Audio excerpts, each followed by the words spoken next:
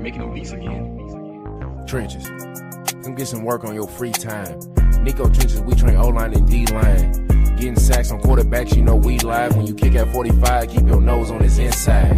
You better punch something, keep your feet moving, dog. My 3 tech and 1 tech, they some real hoes. My DN 6'5", he ain't got no flaws. Good grades, good feet, man, he got it all. I said a crazy, he'll snatch something. Real aggressive jump, said he tryna grab something. If the old don't shoot their hands, you better jab some. You better stab some, bull then snatch some. From the youth to the pros, we get it in. If you ain't watching film, you ain't trying to win. If you close the beat gap, then you gotta spin. If you get around the edge, then you gotta bend. All right, we are back. It's been a minute, but Bushleague Sports, episode 61. Shouts to Snoop and Nico for the intro music. But it has been a hot minute. Myself and my beautiful co-host, Sleep, took a little hiatus, did some family time, enjoying some of the summer, getting the show set up to evolve it into what will become Dynasty and NFL fantasy draft season throughout the next 2-3 months. So stoked to have everyone here. Stoked to have you back. It's going to be a fun one today. But today we're going to cover WNBA economics. I don't know if people understand. You need to make money in order to pay money. Some people should maybe go and own a business for a bit so that they can understand how those things work. But we'll get into that in a little bit. And then UFC 118. Want to recap that. Good card. Went on last night. Everything in the main event decision, all 5 of them. But the Holloway Poirier battle was a great one. Went all the way. Great to see Diamonds retire. And it just really cool the way UFC did that for him. Did it in his hometown. Lots of respect showing. So we'll get into that a little later as well. Sleep will be joining us in a bit. We'll be ripping some cards as we go. Probably fired up with UFC. And then a little later in the show, we'll be doing a Dynasty mock draft. The startup for a 2QB Superflex Dynasty League. We're going to mock draft through it because Sleep's got one coming up. So if you guys want to get dialed in for fantasy draft season, make sure you stay tuned to the second half of the show. We're also going to have a QR code up thrown, and I'll throw it up right now for a second. The mock draft will be live throughout the show, so you can hit that QR code anytime. Come join. You'll be able to mock with us through the second half of the show. We're also live on Whatnot. We'll be ripping cards, having a good time. So we'll see you beauties in a few. And we'll get dialed in to everything that's been going on the last couple weeks in sports. Say, man, you're in a privileged position right now. You're in a place to be. Matter of fact, the place that you with the one and only SNOOP. So what you gonna do now? Turn that shit up. When are you making them beats again? Trenches. Come get some work on your free time. Nico Trenches, we train O-line and D-line. Getting sacks on quarterbacks, you know we live. When you kick at 45, keep your nose on his inside. You better punch something, keep your feet moving, dog. My 3 tech and 1 tech, they some real hoes. My DN 6'5", he ain't got no flaws. That's a Bushleague question. Feet, man, he got it all. I understand. California, so it'd be cool for you know, family to come back to Canada. I always fuck all my American buddies. Like, hey, you guys never get up. To the pro. My hometown. What do you Find his way back home. You know, he deserves to be back at that. You gotta spin. As you get around the edge, then you gotta bend. I'm in the trenches where the lineman at. I'm in the trenches where the lineman at. When are you making them beats I'm again? in the trenches where the lineman at. Where the lineman at. Where the lineman at. D-tackle do your dance. All right. Well, we are still winging it solo. Not sure where the co-host is, but he'll be back eventually. But today, if you are just tuning in, the first time you've been with the Bushleague Sports Show in a hot minute, we will be ripping packs live down below. You can get the QR code wherever the hell, we're all over the place, down in that little spinny thing throughout the show. That'll get you $15 off your first purchase over on Whatnot, and you'll be able to get in on our breaks, streams, and everything we got going on over there on Whatnot. So make sure you check that out throughout the show. I'm going to get some UFC packs ripping in a little bit, but not sure where the beautiful co-host is, but we'll keep her flying nonetheless. But UFC 318 last night, great card put on down in Louisiana. Dustin Poirier, farewell as he's retiring from the sport. You never know. These guys often come back later for another battle. Probably a lot of guys are regretting their decision to retire with the White House fight potentially up on the card there. Now, we maybe sidetrack for a second. The White House fight, I think it's kind of wild. I mean, it's cool to have a White House fight, but I also think, like, the place of democracy where you're supposed to learn for people to get along and meet in the middle, etc. Maybe not the place to host a fight card, but nonetheless, if they do, like, it has to be all American fighters. You cannot have anybody from any other country fight there. Like, especially with what's going on with deporting people that are illegal, etc. You just cannot. Especially think of the memes. Like, what happens if Conor McGregor knocks out some American, gets a little video in front of the White House, and then now he's running for like president of Ireland? It'll just make the continent a laughing stock if like Americans get beat up in front of the White House. So I think it's got to be like only Americans. You cannot have a single person from any other like nationality or country in there, just to like save the grace of the sport and make it not turn into a big meme. But nonetheless, all 5 decisions. Michael Johnson, Daniel Zellhauer went the distance, 3 rounds. You know, back and forth fight, nothing too wild. But Michael Johnson gives Daller his 3rd loss, so he's all, you know, he was probably a favorite coming into it. But Michael Johnson with the experience, over 40 fights, so good for him on that win. Dan EJ, Patricio Pitbull. That was a back and forth fight. Pitbull was pretty tired by the end of it, mouth open, but a heavy war. You've seen those guys battle it out over the years. They're veterans in the UFC, and it's been a good battle they put on. But Fabricio comes out with the decision as well in round 3 of that one. And then Kevin Holland, an exciting fighter against Daniel Rodriguez. He's a guy I'm always cheering for when he goes into battle. He's always talking when he's in the ring, lipping guys, having fun. So expected to see him come out and be able to get a win. But again, just a tough opponent in Rodriguez, kind of a gangster-looking, tattooed-up guy. And he was able to take it to Kevin Holland for, like, you know, the majority of the fight. He kind of looked to be the stronger guy, even though Holland was, you know, never defeated or out of it throughout it. But nonetheless, a decision win for him. Paulo Costa comes back. I think he was 13th ranked against Roman Kipylov, 12th ranked. Roman just didn't seem to have an answer for him. Costa came in looking pretty good this fight. You were expecting a little bit of grappling to come out of it in this battle, but he was able to do it all standing on his feet, the entire thing. So that was pretty awesome to see. And a full 3-round battle. Paulo Costa looking in great shape, having just a good call out at the end. Kazmachiev, I guess, in the DMs with his wife. So he's not loving that too much. But again, do not miss these UFC events. They're so good. All the pay-per-views, they're done so well. This one obviously didn't have Joe Rogan announcing. We had DC, Anik, and then stepping in was drawing a blank on the other fella, but a great announcer as well. Used to be a good fighter in the UFC who's stepped away as well not too long ago. Dan Felder. I don't know why I was having a blank there for a second. But before we get into the main event, if you're just tuning in, live mock draft, you can sign up for that right now. Get in on the live mock. Me and Sleep will be doing a little later in the show when he joins us. We're going to be mocking a 2QB Dynasty League. But before we get into the main event, Holloway and Poirier, I think we got to, we may as well rip a pack. For the people on Whatnot, they're sitting there, they're wondering, like, what are we doing? What's going on the Bushleague Sports Show? We've never seen anybody do it. It's always just people selling cards, trying to take all our money. We do a little different here at Bushleague Sports. Try to do a show, bring you guys a little info on what's going on in the sports world, while also dialing in on breaks and having a little bit of fun. But if you're over on Whatnot, you can get there anytime. Grab yourself a spot in any of the breaks. Get your hands on some Saturday morning cards, a beautiful product we got from my pal, the great curator over in California. They have licensed IP to Street Fighter, Smokey the Bear, all kinds of different products. And if you're watching the show, couldn't get the camera, couldn't get my iPhone to pop into the show for today. So you're going to have to watch a rip from across the way. We'll work that technicality out another day. But if you're just tuning in, UFC Tops, let's see if we can pull a Holloway or a Poirier as well. Whether if you're watching the show, we're going to be putting this up for giveaway right now. Dustin Poirier, finisher on his retirement, UFC Topps Finest card, lightweight, Dustin Poirier.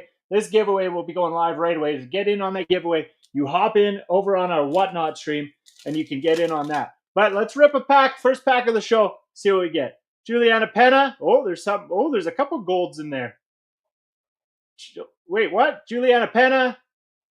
What? Carlos Lundberg, 3 out of 75. I wasn't expecting to pull a numbered right out the gate. Let's go! What else?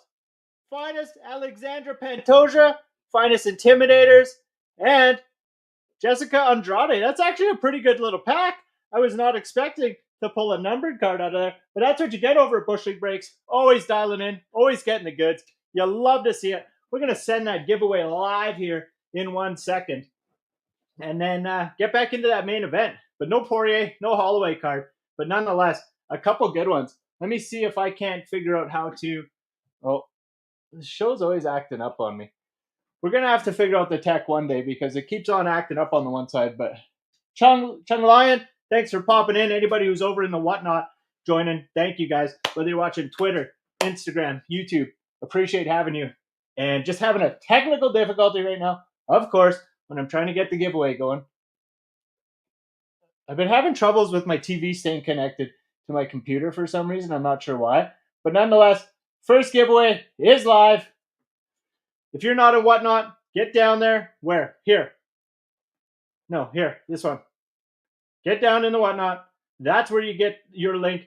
$15 off first purchase, but you don't even have to buy nothing. Go get in on the giveaway. It is live. And again, don't know where my co-host is, but he'll be here eventually. Maybe. Don't know. He said he was going to be here 24 minutes ago, but he is not. Nonetheless, love him, baby. But Poirier, Holloway, 5-round battle. Started out looking a little sketchy for Poirier, if I'm being honest. He got not KO'd, but knocked down. Won pretty early in the fight. It was the only knockdown Holloway was awarded with throughout the fight. But he got knocked down early on. Looked like it could have been rough for him, but he held on, battled through, kind of grappled, clinched through it. Ended up catching Holloway a few times himself, battling back in that second round. Maybe not quite enough, but, first round goes to Holloway. But a couple good punches. It started out the way you expect. Two guys in a big brawl. I truly expected someone to get knocked out, so surprised it went all 5. But nonetheless, second round, Poirier gets in there, gets himself a knockdown on Holloway. And again, that was, I think, his dominant round. His one knockdown of the fight was in that round too. And again, just kind of peppered him with a few, got inside on him, a couple hard, good shots, dropped him with one, and were able to move it into the third round with what I thought was probably an even fight. But from there, I think Holloway just kind of showed, maybe why he's not retiring, right? He just a little more in the tank the whole way, it seemed. He was getting more kicks, definitely more body shots. And honestly, watching him, I do a little bit of boxing, nothing special or anything, but do some of the training through Bam Bam's Fitness, thanks to Joel, and a little bit here and there. But just watching the way Holloway just hammers those body shots, without really changing his body position too much or without giving away his defense on his face, just impressive to watch Max Holloway get those body shots. I think he had a little over 46 to Poirier's 11. And I think that's a big difference in the fight because he just sneaks in those combos, gets those shots in, and those kidney shots, those shots to the stomach, those shots to the sternum if they end up, hitting you there while you're trying to dodge it. Those are painful. Those are not fun shots to take. And Holloway just dominant in that aspect. Significant strikes, I think, kicks, body shots, and head shots. He was leading in all of them. But going into that fifth round, really hoping to see Poirier come out, pull out some magic, and get the knockout in Louisiana to end the career. Maybe end it on a win. But as Holloway said, he's coming in there to ruin the retirement, just like his 13-fight win streak previously was ruined by Poirier. So interesting to see that battle go down. But a solid 5-round fight. Not fight of the night, which is intriguing to me. I thought for sure 5 rounds, battle, so many decisions, lots of different fights. But I truly thought that one was, maybe they should have gave 2 fight of the night on that evening. But crazy to see that. And crazy to see that we pulled, 2 rare cards instantly in celebration of UFC 318. Ripped a pack.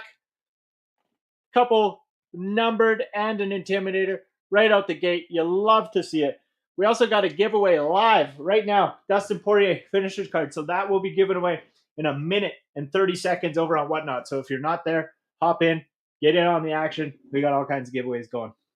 But Holloway versus Poirier, UFC 318, all around good card down in Louisiana. So much respect given to Poirier and really cool to see UFC bring that down to his hometown. Like they were saying at the end of it, have you ever really seen them do that for any fighter? There's always been cool send-offs or this or that, but really built that whole thing around Poirier. But he has been a legend, a big bring-in of money over the years for the UFC. So really cool. Like he said, it honestly just to be seen by the world, by the company, felt appreciated. It was really cool to hear what he said. One of the biggest things that touched me was, thanking UFC and Dana for the opportunity to get his family somewhere that is safe. That's so cool. I mean, that's what every man's out there working for, right? Is the opportunity to get to a better spot in life, take his family to the next level, make sure his kids grow up in a good community, have opportunities, wife, mother, brother, everyone safe and in a place where they can just prosper. So really cool to see them put that together for Dustin Poirier. Amazing, hard-pressed career, pressed right into a diamond. You love to absolutely see it, and just amazing. So can't wait to see what's next in the UFC. Obviously, as always, we'll be watching every card. Looking forward to UFC 319. And as I wrap up the ramble, just on time, the giveaway is going right now. Dustin Poirier, finisher, lightweight. It's over on Whatnot. We just smashed the camera, but I think we saved it. There you go, baby. Oh, we got to get this going. There it is.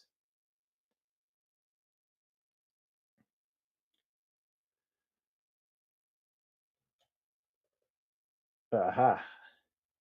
Sorry, guys. I bashed the camera. I was so excited when I got over here. So I had to redial it.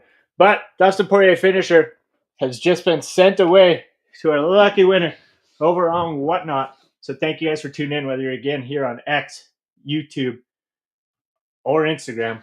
Love to see it. There's only a few of you, but I appreciate you guys nonetheless. I'm going to get another giveaway queued up in a second.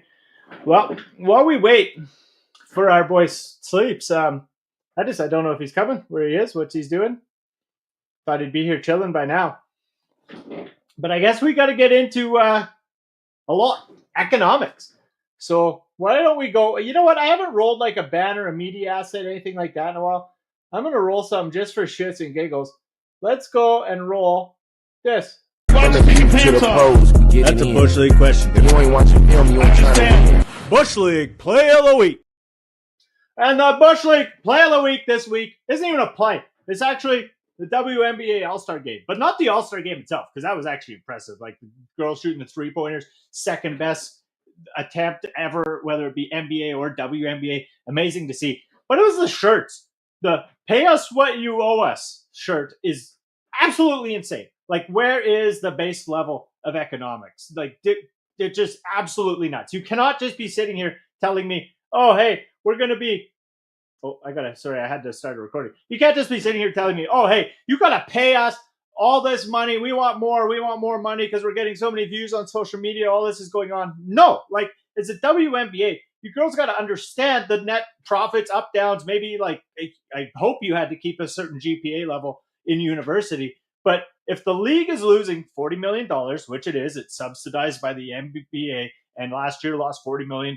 This year we will see. Could change if it's up and it's less loss of income. Amazing. But I just hate to see them all getting like greedy. You owe us more money, pay us more.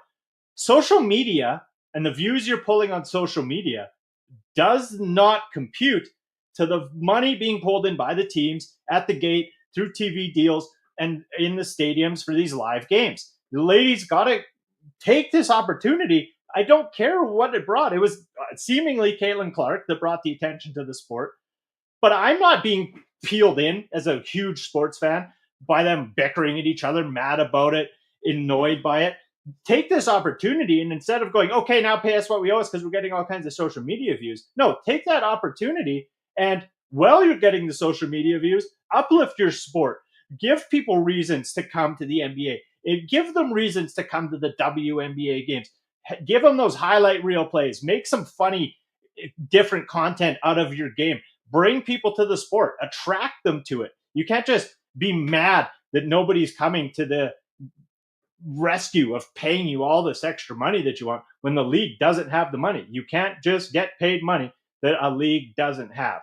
And that's the biggest thing that I would just implore all the ladies in the WNBA to understand is the money just like doesn't grow on trees. This is your opportunity before everybody loses the attention that is sucked on you right now to bring people into the game. Show me why I should be tuning into that game instead of a CFL game on Thursday, Friday, Saturday, or an NFL game on Thursday or Sunday. Or what reason do I have to come and watch it? And when you're doing a stunt like that, when you haven't even drawn me in yet, no, it's not going to work. You need to put on for the fans in a way that you're not complaining. Get the WNBA to a net positive financially, and then let's talk. Because I think, yeah, everybody deserves equal pay. But if your league isn't making that kind of money, it's just not the way it works. That said, you're not going to see a dude making that kind of money firing up some OF account or something, right? So it's like we can all find a discrepancy one way or another somewhere else. I love to see the women go out, play a sport, and earn money that way. It's way better, and you love to see that. Just now take that chance with the social media to grow the sport.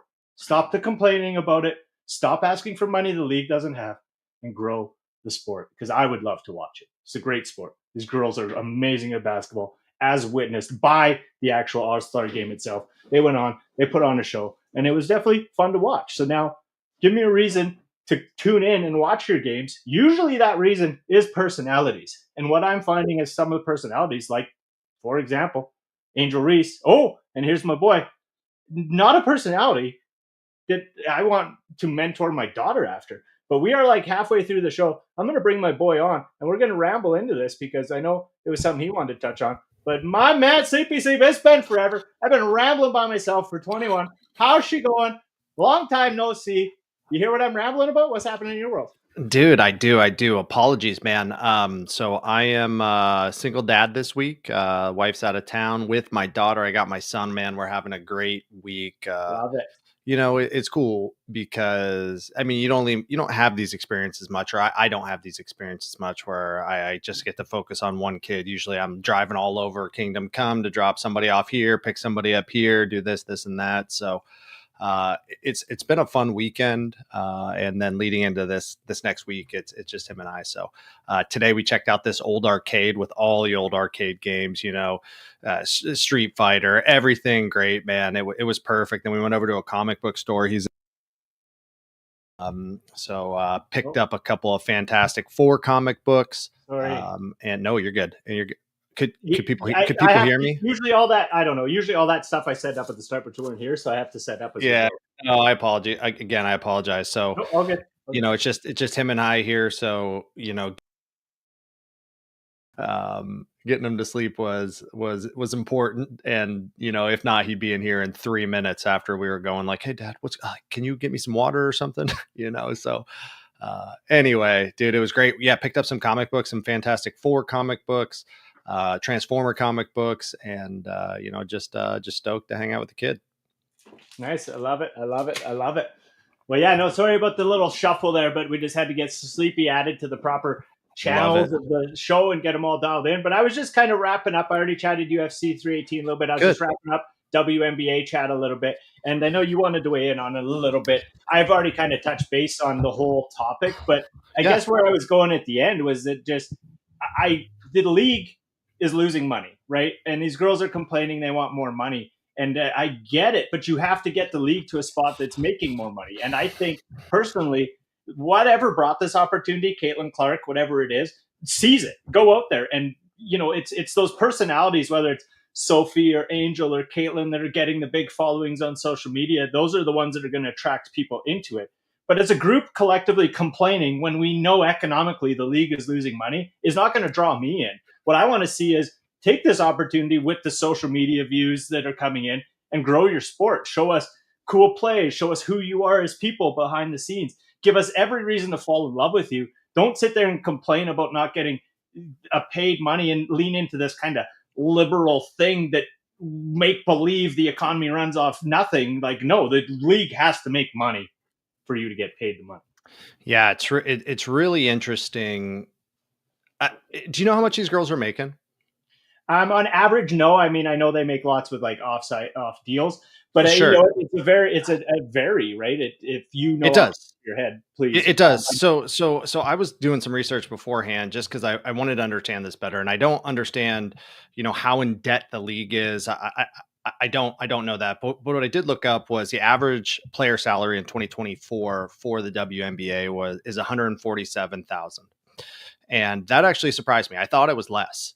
So Yeah, I would have said less. yeah, I think the rookie limit maybe 75, or the rookie average is 75, but the overall average is 147, and it looks like for 2024 the revenue for the league was 710 million.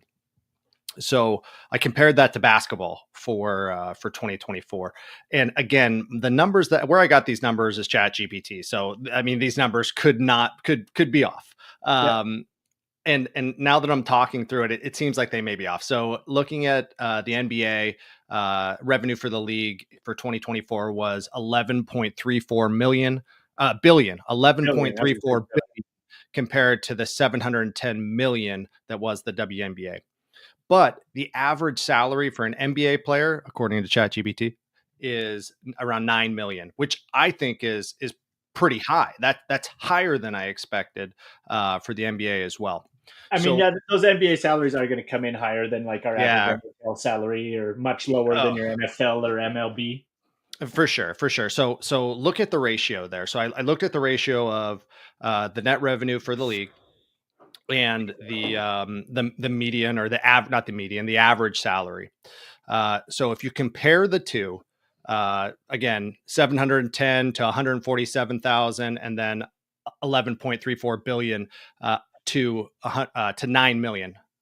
It's actually the WNBA is getting paid like 0.25 or 25% of what the NBA is making in comparison. So I hope that makes sense. So you broke down like what their average is based off the league salary. Exactly. So the NBA is making 4 times or 3 times more than the WNBA based on that ratio, based on the net revenue of the league. So NBA players are making 3 to 4 times more than WNBA players. Now, does that factor in the fact that there's 4 times as many players in the NBA?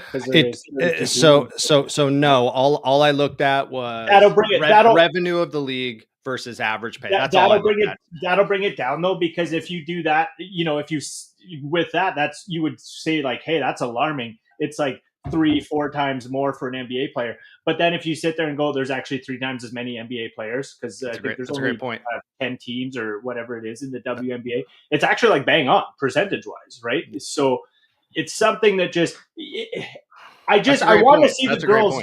I want to see the girls get paid a ton, but it's like if you're in a farm league for NHL, you're getting paid like $200,000 as like an average salary. Now, don't get me wrong, the WNBA isn't a farm league, but we also have to look at this stuff as like, is every sport going to have 2 major leagues? Like, no. I mean, the WNBA is always going to be not the NBA. Even though it's a women's sport, it's going to be not the NBA. But it's just like you go to something like gymnastics or things like that. Like, it's never going to compare for a dude ever either, right? Or I made the joke of like, me and we're never going to have a chance on OnlyFans. Obviously, sports is a different world than making that cheddar, right? But like this whole equality thing, there's always you got it. But like the equality thing, there's definitely places where women make more money than men in the world. It's less for sure, but I just don't think that this is the place to cry that kind of nonsensical argument, because you got to get the money coming in first. Well, I think it's coming. I really do think it's coming. And I think it would come so much faster if the girls would just take that, like, get on social media and build your personality out. Because when your personality is pay me more, I'm sad. Well, I just immediately, as a person who I run on economics, like I really look at how my country's running. I think that economics is like the most important thing ever. Like that's why I don't really lean into the world running on feelings stuff. Mm-hmm. And when it just comes down to economics, when you say pay me more, and I know the league's losing money, I just instantly am like, okay, well, how do I like you? You're not like thinking intelligently. Yeah, for sure. It honestly makes me think of, Colbert and his position. Maybe he got fired. Maybe it was a disagreement with CBS. Maybe the show was canceled. I don't know. But looking at the numbers of that, they were like 40 million in expenditures and only bringing in expenditures, bringing in 16 million. So like you said, kind of the same thing. And but I would say, Yeah. sorry, I didn't mean to interrupt you, but No, I was you're going to say, like, I would say that show used to be great, and the reason it started getting like so much less money is podcast. whether you podcast, but whether you like it or not. I mean, let's rewind 4 or 5 years. He became like straight left wing propaganda. He was out there pushing like vaccine songs, and just soon as you go straight left and you start hammering some political side of the fence, and especially the side that's like not really that believable or based off any economic facts, you're gonna lose revenue. And I say the same thing with the girls. It's like, don't hammer on this thing that's gonna make everybody mad at you. Just build out who you are as a person as the attention's on the league, because these are great women. They're great athletes. They deserve the spotlight, and they'll get that by, I think, being themselves. So yes, I 100% agree with you. But I mean, we're talking about this right now. We're talking about it, and maybe in more of a negative light, but we're talking about it because they've done it. Now, what are they going to do? Are they going to stick with it? Or are they going to, kind of break off into their own little subsects and continue to do well? I don't think right now it's negative. I feel like they'll fold the league because they'll get mad and they'll go into like lockout, and then they'll just get folded. Potentially. I don't want to discount that, but I do think the WNBA is on the way up. And this is just kind of their opportunity to say what they thought. Women's soccer did this how many years ago? Like 4 or 5 years ago, and they did get paid. The difference between women's soccer and the WNBA here, this is women's US soccer, is that they were bringing in more viewers than the men, and the men were making more. And I'm not 100% sure on the overall revenue if they were bringing in more money, but I would think that they are. The women's soccer seems to be way more popular here in America. I was going to mention, I didn't want to speak out of my ass, but good. I thought that women's soccer was getting paid more. So then now what? Do the men cry equality? We get paid more? No, become a popular asset. It's like we just keep going down this avenue again of people being uneducated, because if you put all the sports before you would go, oh, there's actually other sports where guys make less. It's all based off economics. Who knew? Absolutely. And I want to see them make more. I love seeing, Paige Buckner's here in Dallas tearing it up, having a hell of a season, playing in the All-Star game. Love seeing everything with Caitlin Clark, Sophia Cunningham, and everything that they're doing at the Indiana Fever, Chicago Sky. Obviously, you were just talking about the main dog with Chicago and everything Angel Reese is doing out there. And, it's fun, man. What are your thoughts on her getting the WNBA 2K6 cover? I don't mind it. I really don't. I think that Caitlin Clark, they're the two faces of the league right now. So give it to her. Caitlin's going to be able to bring in that attention in other ways. Give it to Angel Reese. Let her bring in the attention here. And, I don't care how many me bounds that she gets. I think that was the right call to ensure you're bringing in this larger demographic into the league. That's for sure. That's my opinion. No, that's good. And to each their own, right? Everybody's going to have a differing opinion, and I respect hearing that. I guess for myself, I kind of see like, okay, there probably will be future years where Caitlin Clark has the opportunity. She's really not playing super great this year because she's injured. I think the WNBA has had a cover since, I want to say 2019. So they've had 5 or 6 in the past. So it's not like this is the first one. And if it was the first one, I would say like Caitlin should probably get it. She's brought the face to it. But I mean, we've seen Ja Wilson and some of the other girls have it in the past.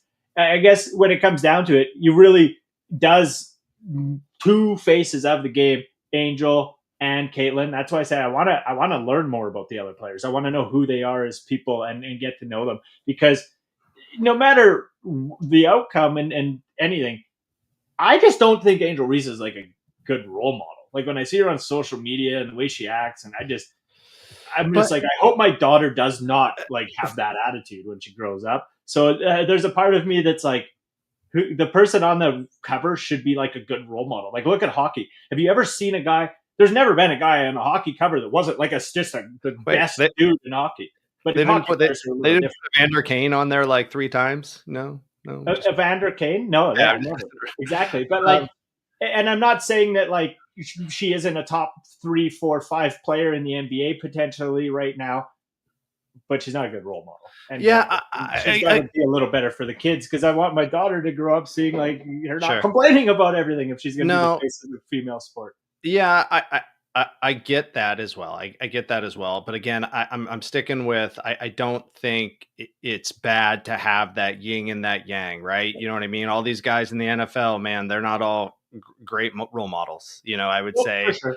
So They're just probably not getting the NBA 2K cover that all the kids are playing. Like, yeah, that's trying to think thing. who's been on the NFL cover. So I mean, it'll be Saquon this year. Yeah. Saquon, Mahomes. I mean, Yeah. all kinds of guys. Troy Polamalu at one point. I mean, it's always been guys that are, I think, good role models too. Because it's just and the only reason I say it is because, like, sure, a lot of adults play games. Us adults are probably taking over the hobby world and the sports collecting world. But video games are still predominantly kids, right? And so kids are going to look up to that person that has that. And I just think that that's a thing that she should carry with honor, and just, you know, learn some economics and then teach the kids some respect and then build the sport, because the women deserve to get paid more. And it just, I don't want to see these girls here ruin the future of it when this is the opportunity to make it big, right? That's just my only fear. I hope they make it great. I respect that. And I think, and again, I think we're there, right? This is their shot. This is the most, you know, eyes that the league has had on it in, you know, maybe since the start of the league. This is the most eyes that have been on the league. So, but hey, speaking of that, you got some Caitlin Clark tins in the shop on Whatnot right now, don't you? Yeah, I do. I actually broke a few last show a couple of days ago. I was doing a show, and you want to know what? Were you there? Were you watching it? So I was in one of them, but I know I left. I bought something, then I had to roll. Well, so anyways, I'm going to just pop over here. So I couldn't get the camera to hook up to the computer to switch over. No worries. No worries. You guys can still hear me. You can still see me. But so I opened a Caitlin Clark, one of the collector's tin. I still got like 10 of them. So if you guys hop over into the Whatnot, the link down there below Sleepy Sleep. I can't get it, but you hop into Whatnot. We got all kinds of cards, collector tins, etc. But first, so I've opened like some 2021, 2022 WNBA packs, but I haven't opened any Caitlin Clark rookie year 2024 packs. Very first tin I ripped, very first pack I opened, Caitlin Clark rookie card. Really? Yeah. Oh, that's awesome. And then the person that was in it, their payment failed on Whatnot. So I was like, oh, like, I'll give you the opportunity to do. And I waited like 30 minutes, and they never got the payment fixed. So then I just resold it for higher, and someone bought it. I kind of should have kept. I mean, I wanted to make some money, so I sold it because I was like, well, we already knew we got a Caitlin, so I bumped the price up like $30 because it's like a $15, $20 raw rookie base card right now. Sure. But I should have maybe kept it just because it was, you know, the luck of pulling it the first one. I know who has it though, Big E Sports Cades Collections, so maybe I'll get it back from him one day. But we got the Caitlin Clarks, and I'm going to wheel over to wrap up our NBA banter. Rip a couple packs. I got a 2021 Prism, a John Wilson. She was the stud back then. We're going to see what we yank out of that. Dude, look at those hands work, man. You're a professional now. Don't try this at home, folks. He's a pro. Chelsea Gray.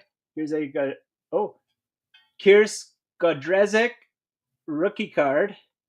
Jocelyn Willoughby and something Erica Wheeler. It's like a refractor, like a prism shiny thingy ding. Nice. And then we'll open a 2024 Prism. Caitlin Clark rookie year. Angel Reese. We're gonna get another one maybe. Ivanka Dojovic. Nafisa Collier. Courtney Williams on the blue, something or other. Ivanka Dojovic and Natasha Cloud. There's a couple nice Prism cards. But we'll be giving those away a little later in the show. Actually, maybe right now. Maybe we'll put a giveaway up right now for anybody who's in on the Whatnot, which is nobody right now. We got some viewers over on YouTube, Twitter, and Exo. But if you hop in on the Whatnot, we'll be doing the giveaways later, baby. Let's go. Love it, man. Love it. Dude, so you talked UFC. Oh, all right, sorry. Go ahead. You're gonna disappear for a sec. There you go. Draft time. So you talked UFC beforehand. I know you already talked about it, but just give me a quick 15 seconds. What is your overall take on the Poirier Holloway main event, and then just kind of both of their careers? I mean, obviously, both just longtime legends of the sport, guys that get in there every fight. You know, you're in for a fight every time they get into the ring. So pretty cool to see. Would have been awesome to see Dustin get the win on the way out to, take the BMF, take the win. Holloway would have had a million more opportunities to get some wins, I'm sure. But either way, both guys were respectful. That was the coolest thing to see out of all of it, is just the respect they got amongst each other, and a great battle. Chase Holloway a little faster, but like I said earlier, probably the reason he's not retiring. Yeah. That, I mean, just seeing them get down in the end, Holloway and Dustin just getting in there the last 10 seconds, throwing bangers. Holloway maybe getting a couple better shots in, a couple body shots and a couple to the head. And Poirier was like, nope, all right, we we did this, So just great overall. Like you said, Poirier, he's fought the best of the best, since he's always out there. He's never an easy fight, always the top dogs in the division. And the guy, going out on a loss, but still going out on top, man. Fan favorite. Just so stoked to be at this point in my life where I've been able to see most of his career, and just so cool. So cool. And then Holloway in the same breath, Holloway, I don't even know how old Holloway is now. He's probably early 30s. And just to be going at it for so long, again, fighting the best of the best in the 145 division, now the 155. What weight was this fight at? I don't even know. It's BMF, so I'm not even sure what weight they went at, but just another legend, Hall of Famer. I think I could be wrong. Yeah, Hall of Famer. Both Hall of Famers, easy. Just really cool. I love to see the UFC do this kind of thing, and it's definitely a joy for the fans, for sure. Nice. Well, before we move on to the NFL draft, again, if anybody wants to join, you can join the mock draft. Links up above Sleep's head. You can just get in, mock some Dynasty, and we'll teach you all our tricks to get dialed in for NFL fantasy season. But I got one question, 15-second question. To me was a 2-minuter, but I got a 15-second question for you. What do you think about UFC at your nation's capital? I don't care. Okay. You know what I mean? Like, it's not something that it's like, seriously, for me, it's like, all right, whatever. It's a UFC fight. I don't know how they're going to do it. Maybe they put a tent up on the lawn of the White House and they do something like that. I don't mind that Trump goes to all these events. I think it's, people claim it's a waste of taxpayer dollars. Okay. Yeah, maybe. He probably pays to go himself, though. Honestly, he may. The dude's got some money, and their crypto holdings aren't a joke by any means. That's for sure. The Trump family and their foundation or the organization that they have buying up all the crypto. But yeah, I don't know. I really don't care. It's not a big thing. It's like Vegas. What's your thoughts? I guess my thought would be, like, with him doing it, I got the thought of, like, okay, if the country could, like, get out of debt and be on a proper track, it'd be cool to see the White House, like, do events for certain things like that where every dollar, like, went to charity because it's being done at the White House. But my big thing was, like, I guess two things. I think that we've got to a point in politics where it's like left and right. It's just chaos, right? It's like literally nobody gets along. It's pure division. So I don't think that, like, fights on the grounds of the place that's supposed to be uniting the nation is necessarily the greatest symbol for a nation, especially for people that aren't UFC fans. I just don't think it's a great symbol personally. That's just my thought. But nonetheless, I think you can't have any non-American fight if it happens. I said it earlier in the show, and I still think that that's the case. I think especially I like that take. Well, that's a solid take. With like the illegal immigrant stuff going on and stuff. Yeah. Like I think that you need to keep the White House for American people, American citizens. You also can't have Americans lose a fight to a guy from another country on that. You can't have Conor McGregor come win, get the meme in front of the White House, and then run for president of Ireland. Like, you cannot have any of that. I just think it has to be only Americans, and literally should be like a full charity for veterans or something. And that's honestly something I could see the UFC and Trump doing. And if 100%. It was only Americans, all for charity, going to veterans, I'm all in. But Dude, anything other than that, I don't think I'm down for it. I'll tell you what, you've thought about this and I love it. I've never thought about American on American. And the only challenge I see with that is I want to say drawing eyes. You're not going to have the best event. Maybe you're not going to have John Jones versus Aspinall. You know what I mean? You're not going to have those top dogs, right?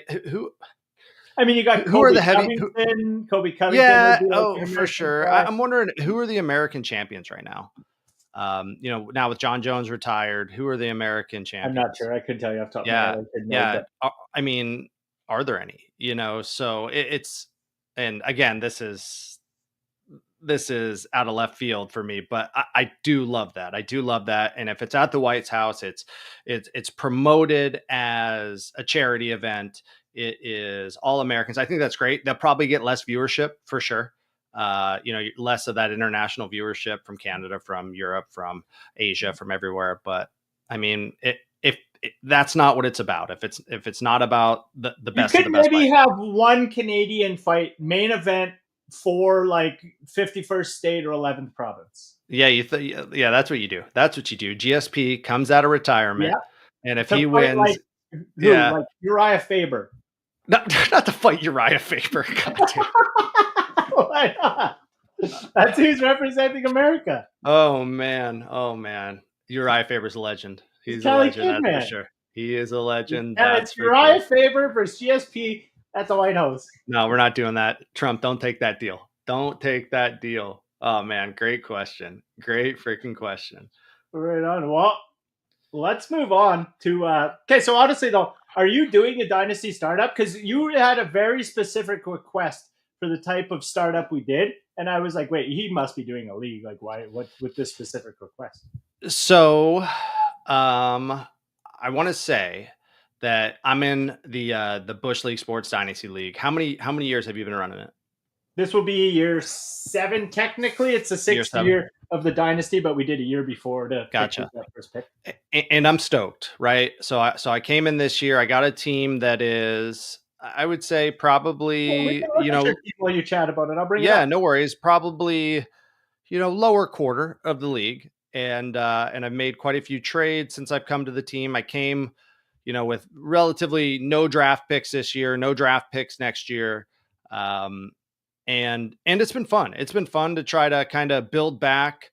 My play here is going to be to kind of go through the season as teams are doing well. Maybe they need a little bit over the hump. I'm going to start looking for some trades and to pull some picks. But right now I'm hurting for picks. That's for sure.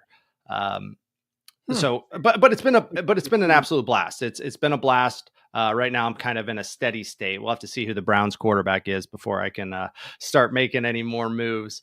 But I did want to, jump in a dynasty league because I really like the thought of this. I really like how it plays. I really like how there's a lot more management in it, a lot more management than a traditional fantasy football league where new team every year. So I did get asked to be in a dynasty league starting this year. And I said, hey, yeah, I'd love to. And I thought, well, how do you draft? I've never drafted from the start of a dynasty league, and not even a dynasty league with the super flex where you can play 2 quarterbacks, so that changes everything about a draft. So I reached out to you today and I said, hey man, let's look at a dynasty draft and a dynasty draft from year 1. And what is that going to look like? How is that going to work? Who should I be picking? So it was awesome. You were like, hey, let's do a mock draft. Let's have some fun with it. Yeah, well, we'll get you all in. That's what it's all about. Bush League. We can't have my co-host out losing in his leagues all over, right? But no. So we'll kind of deep dive into that a little bit. I was trying to pull up your roster. It won't let me pull yours up as clean online as it does on mobile when I was looking at it. But if we do pop into your dynasty roster, hard to. Can we get it? Yeah, it won't let me just see your team. There's a nice picture, but we can see your first matchup. We can see your team. But Sam Darnold, you got 2. You inherited really good running back room, no question about that, with Cook and Kane. Metcalf and Cup, I was looking at that. Laporta, depends how you feel on Laporta, if you wanted to keep him or not, because you made that trade to get those 2. So here's my thought on these 2.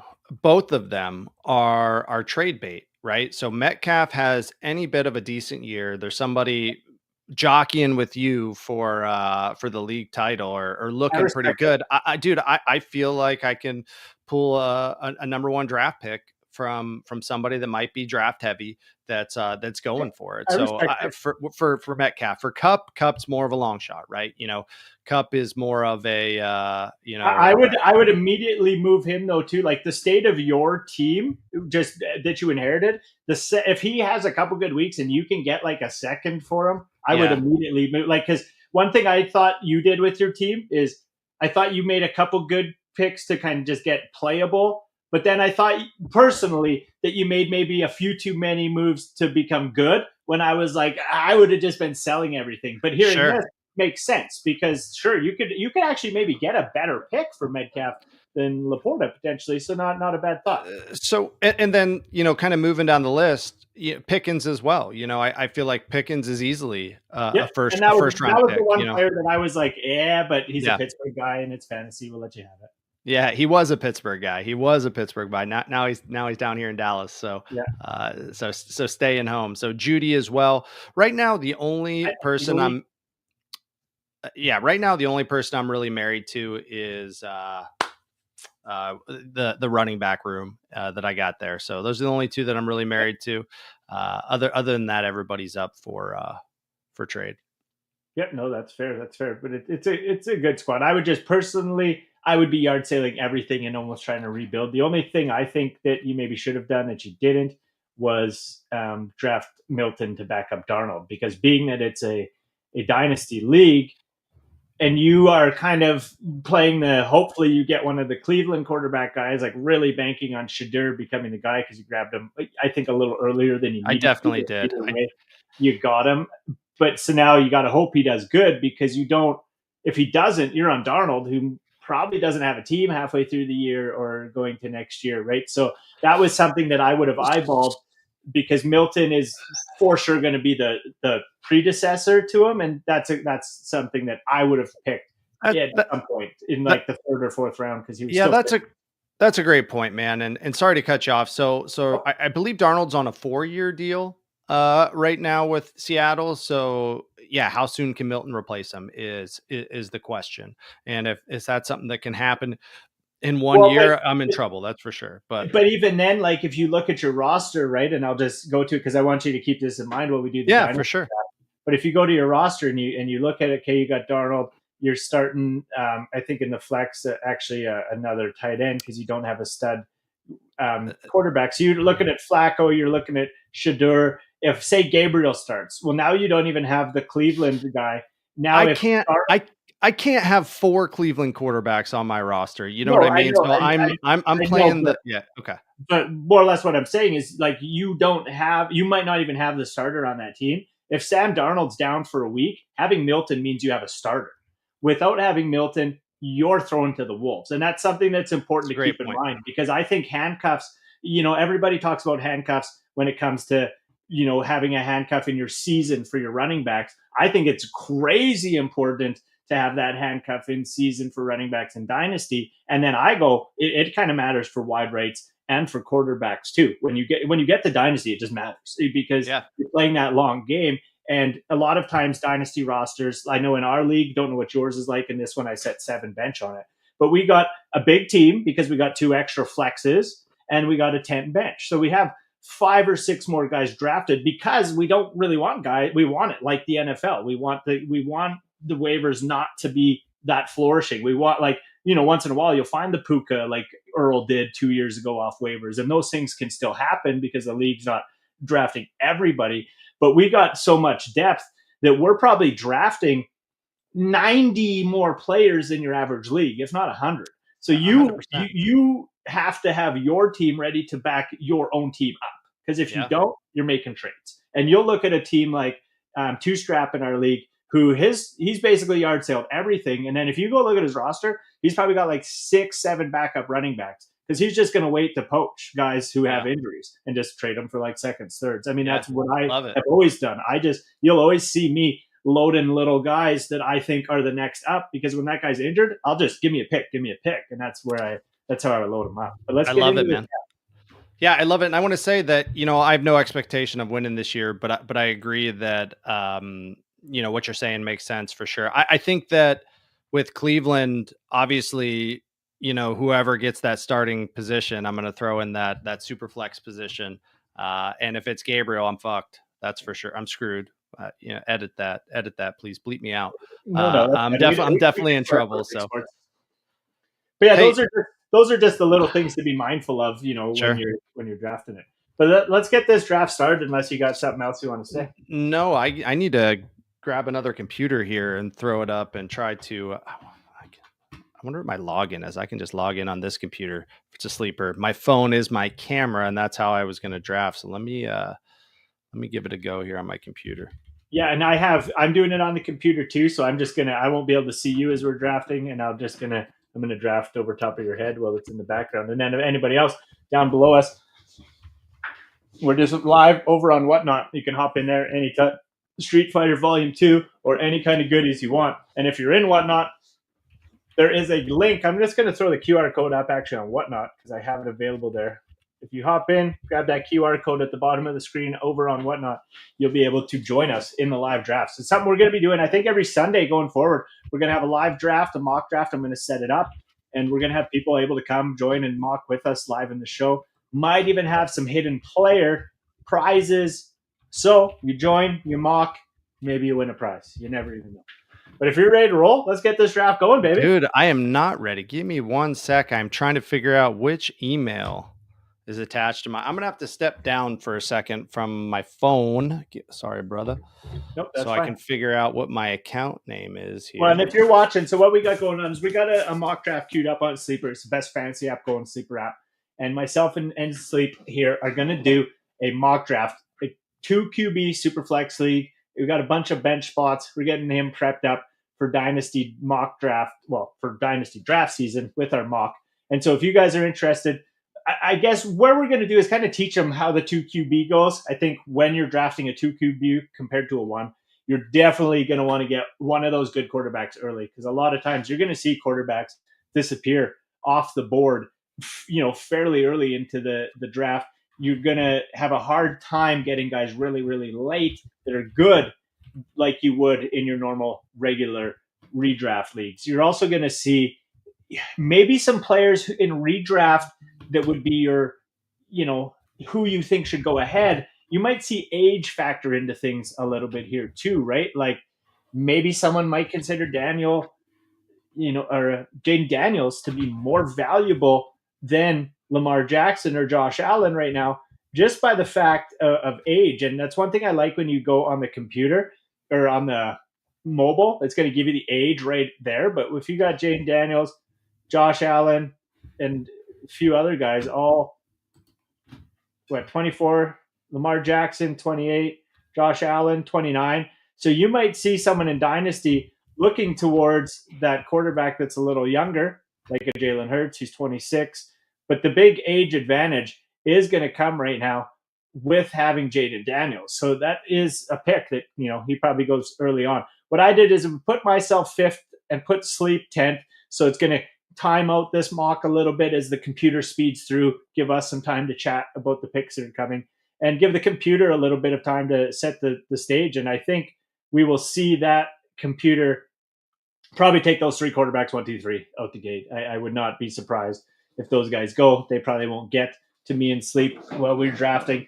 And then beyond that, it's youth, right? But like you might see someone like, where is he buried in the depth chart right now? If we go to running back, Bijan Robinson, Ashton Gente. Okay, yeah, Gente's up there. Pretty good. And someone might say, Gente is younger. Maybe he's the guy that we want to see go ahead of them. But Bijan's still only 23. Gibbs still only 24. They've proven themselves. I'm not going to take Gente ahead of one of them just for the fact that they're just so much more proven. You would see me, though, probably take Gente, probably take Hampton ahead of Barkley, maybe even Devon Kane ahead of Barkley, just for the age of, 23 years old as compared to 28 years old and maybe retiring in a couple of years. But age is going to be relevant when we're doing it. But if my guy is ready and back, we'll get her fired up. I am back. Can you see me? Absolutely, buddy. You ready to fire it up? Oh yeah, all right, got it all fired up on my computer, ready to go, dude. I should have picked my draft spot in that I have in the other league. What is it? It's number 2. Okay, well, you can do it. You can go out of Can- 10, go to 2. Can I can? Oh, there we go. I'm gonna So go with then that. I'm going to move over just to space this out a bit. Then you'll pick back to back quick then over there. Yeah. But So that'll give you a chance to actually do it like it might happen in the real draft. So I'm going to fire it up. You're going to be on the clock second. all right, I love it. And so, again, it's going to come down to age sometimes, right? So, and you see right there. So I set it up so the computer would draft as if it's a 2QB Superflex, and it makes perfect sense. Jaden Daniel, and I like that the computer played it like they should. Jaden Daniels is probably going to be your consensus number 1 pick, but it's because of his age. But I also go, rewind 2 years ago, CJ Stroud probably would have been the consensus number 1 pick last year. He's not this year. He's not even on the radar. So there is that fear with Daniels. A part of me, if it was me, might have still taken Lamar Jackson. You being it 2, it depends who you like more between Jackson and Allen as to who you take. And that's kind of what it comes down to. Obviously, Allen's been the better fantasy guy for the most part, right? But Jackson, a stud guy to pick at 2. I agree, and for me, Jaden Daniels is who I want. Who I want at number 2. I think that, like you said, coming into a second season, there is some risk there. However, the risk will definitely pay off. There'll be a lot of reward there if he continues to perform the way that he did last year and grows, right? So, Josh Allen for me is also a gimme, as well as Lamar Jackson. Lamar Jackson 1 year younger than Josh Allen, so it's kind of a toss up between those two.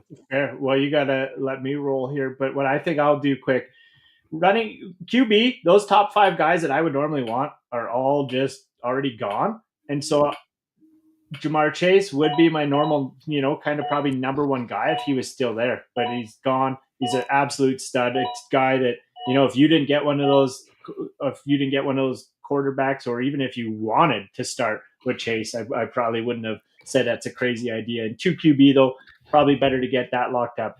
But you can see how the QB slows down when you get past those just absolute studs. And so then for myself, what I always like doing too is I like going by position. I don't like seeing who's there. I want to see, what do I got left for running backs? What do I got left for wide rights? I always feel like you can get more wide rights a little later too. Not that that's the answer to it, but tight end, probably waiting a little bit. But for me, the way my team's looking, well, I could take a quarterback here probably and lock one up. I also see a great opportunity to have probably one of the craziest stacks at running back possible if I take Ashton Gente. And so I think I'm going to do it because it's a crazy startup in a 2 QB Superflex. But to start with Robinson Gente, pretty wild. And then to see Barclay not go till right before you, like that would have been crazy. If Barclay fell to you, I would have been picking him for sure. I think I'm going to just switch the draft clock to get a minute and a half, give us a little more time. Okay. No, I appreciate that. And, I want to go back to, I know who I'm going to draft here, so I want to talk real quick. I want to go back to your comment about picking Jamar Chase early. So my fear at number 2, picking Jamar Chase, is that I almost have to go back-to-back quarterback after that. That I almost have to do at the 11th pick quarterback, and then at the second round 11th pick, and then the third round second pick. I almost feel like I have to go quarterback to feel good moving forward. And then I don't have a running back choice until, what is that? The 48th pick in the draft. So, but now with where you're sitting, we could touch on that, but with where you're sitting now, I guess, what are your thoughts? Because if there's a quarterback you really like, he's not coming. You're probably not necessarily getting him if you're looking at like a Bo Nix or a Caleb Wilson or a Stroud or anything like that. Or are you looking? So I have 2 close picks. I want to go young here. So for me on this pick, it's between Hampton and Devon in Miami. Hampton really, not tested. We don't really know You how got well 10 he's gonna seconds to perform. do it, so you better make one. So I'm going to go Hampton right here. I'm thinking that he's going to have a good year. I'm thinking that he is going to be that face in LA moving forward. So now it's back to me. Ooh, Herbert. There you go. Back-to-back Nick quarterbacks Herbert. by team one. So now you got the option, do you want to fill out your team with having a one at every spot? Do you want to take that Garrett Wilson or Smith Najiba or an AJ Brown type receiver, right? Because after that, you get into a whole nother category of receivers, right? Or You do. do you want to take the Devon Kane and be stacked at running back with some crazy youth? Because again, same thing. You maybe got Irving Hall. Then you're getting into what I think is a little bit more aged bracket. Or when I look at this, and maybe it's a Bronco in me, but I'm like, man, Taking Bo that's Nix. pretty filthy taking a Bo Nix or a CJ Stroud or someone there too, right? Because you don't really have a quarter or a receiver to necessarily pair anyone with. Yeah, I mean, I'm looking probably at going Bo Nix or going. So I mean, yeah, this is a great look. I'm gonna hang around. I'm gonna see what happens. Right. This is the point of doing these drafts, these mock drafts, to exactly see how it figure works it out and see where it goes. See, and so right after you did it, there goes those quarterbacks, right? And you'll see team 3, team 5 going and getting 2 quarterbacks each within those top 3 rounds, and it makes a lot of sense because the quarterbacks. Honestly, one thing that I will say too is depending what you're doing and how it goes, like if you can trade whatever, etc. Getting 4 or 5 quarterbacks really early in the draft, you got some trade chips in because there's going to be a couple guys that are lacking right away as soon as they get an injury a couple weeks into the season, right? So that's how I built the dynasty team. You see, is by like honing quarterbacks early in the first 2-3 years, and like literally just no chance at winning probably because I have too many, always setting a good solid roster, but trading guys who are competing in those first few years. But here I am, I got 2 running backs, Bucky Irving sitting there. I'm not going to go another running back just because I already have 2 crazy good ones. A wide right would be smart, but being that we are in a 2 QB league, let's see, did Marvin Harrison go? He's gone, so I can't stack him. Drake May, Jordan Love, Kyler Murray. Yeah, it's interesting. While you're picking your pick, you think about the strategy that people may have in this. Are they in win now mode, right? There's win now mode, and there's maybe a little bit of draft young, win later mode. Maybe you get lucky and you win now. However, draft young, win later. I mean, it could be valuable, man. All these picks going off are definitely messing with my flow here, but I'm not really sure what the move is here. And as you said, you're going to draft 4 or 5 quarterbacks overall, right? Or at least 3 minimum, 4 or 5 probably best case. And what are others going to do if you grab those early? If you grab those quarterbacks early, others are going to be screwed and are going to have to be looking for trades. In the league that I'm just about to be in, first year draft for a dynasty league, trades are open right now. Trades are open preseason, nobody on the board. People are putting up trades on the trade block, putting up picks on the trade block. It's really interesting to me. It's really interesting to see. Just trading picks for picks, or what are they doing? Yeah, people are putting trades up. No trades have been made, but people are at least putting picks on the trade block. So, I don't know. It'll be fun to see how it works out. And so I'm still sitting here trying to think. I think I need to get a quarterback, so I'm just trying to decide who to go with. I think I'm just going to go JJ McCarthy in Minnesota. Really? Okay. Yeah, for the youth, he's 22. Yeah. What's your thought on Cam Ward? Is he already off the board? No, he's not off the board. But my thought is that JJ McCarthy has Justin Jefferson, so there's that. So I was hoping Kyler Murray would still be around for my pick. That's who I was looking to go after, and he's not. So I'm going to have to kind of make another decision here. So Baker Mayfield, has had a couple great seasons. Last year, he was one of the top QBs in the league. I'm pretty sure number 4 QB overall last year. So, I don't think that he can continue to consistently do that year in and year out. He's 30 years old. Brock Purdy, again, the next quarterback down the list. I don't know, not one of the top quarterbacks in the league, that's for sure. So, what's your thought? What's your thought on my pick here? Who should I be looking at for a wide right, or maybe even another running back here? I guess it depends on what you prefer. Tight end could be an option too. Scooping up a guy, I don't really. Tight end something I think I'm really waiting on because the guys that are really young I don't know about, and the other guys are pretty old. So being that it's a dynasty, I really think you're probably wanting to maybe grab one of your stud quarterbacks, or if you don't have that wide right, maybe you're looking to Devontae Smith or McLaurin, or there you go, Cam Ward. That's a solid pick as well. We think it's a solid pick, but the guy is just so young. It's hard to really know. Yep. Hard to really know how solid he's going to be moving forward. So. There, though, I would say, unless you're strategizing to load up on some quarterbacks for trade chips or something, now your quarterback and your running back are pretty set. You're probably looking to get that first wide right in the team. And so what are your thoughts on Xavier Worthy, being that he's going to jail? Is he going? He's going to jail, or just are you talking about the? Was it the speeding thing? No, that was Rashid Rice, Rashid Rice with the speeding thing. What is Xavier Worthy going to jail for? Okay, well, which one of them's in trouble? One of them's in trouble. So Rashid Rice was the speeding thing down here.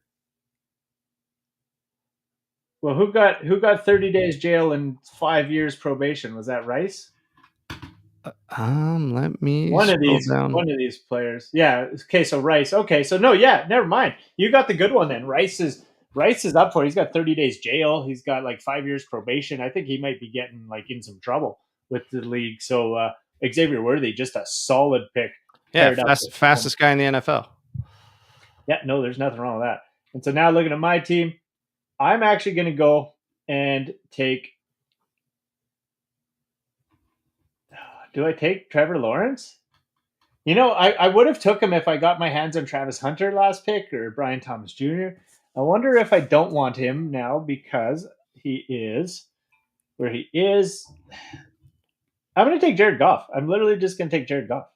So when you drafted 6 years ago or 7 years ago for your dynasty league, was it a draft like this where it was, 2 minutes a pick, 3 minutes a pick, or was it like an 8 hours a pick kind of draft?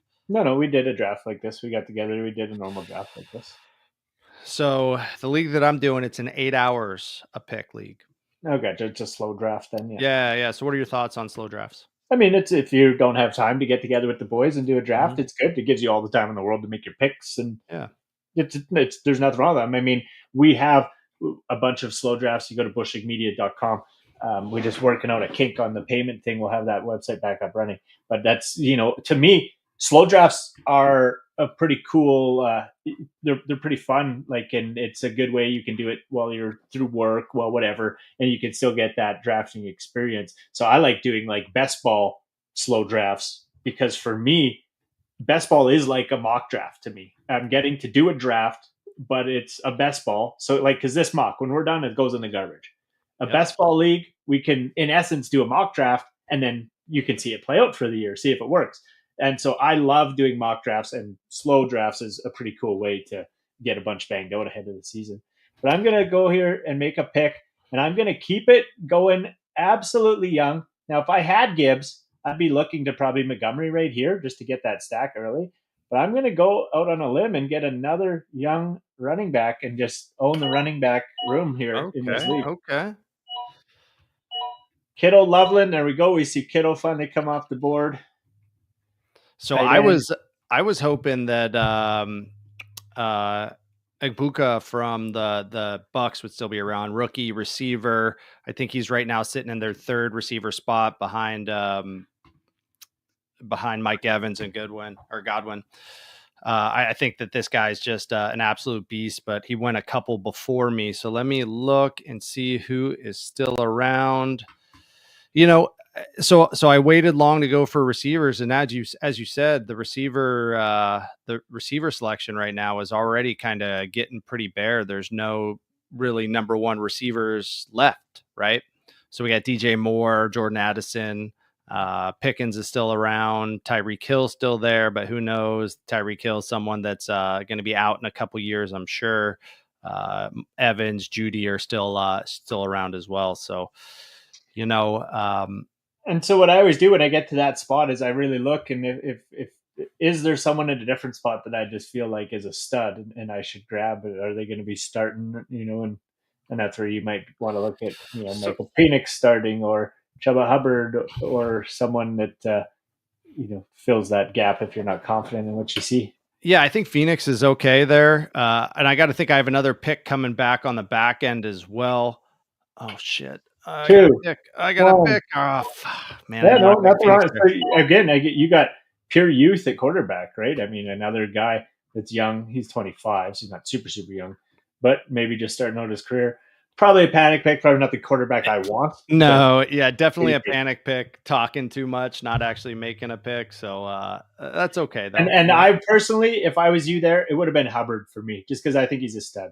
That's my thought, but I would have taken Hubbard. But what do you think about the line around Hubbard? I think Hubbard team finished, that he has, he finished basically RB1 last year, and I think the team got better. So, but he was a number 14 or whatever in fantasy. Is that what he was? Which is pretty good. Yeah, 13.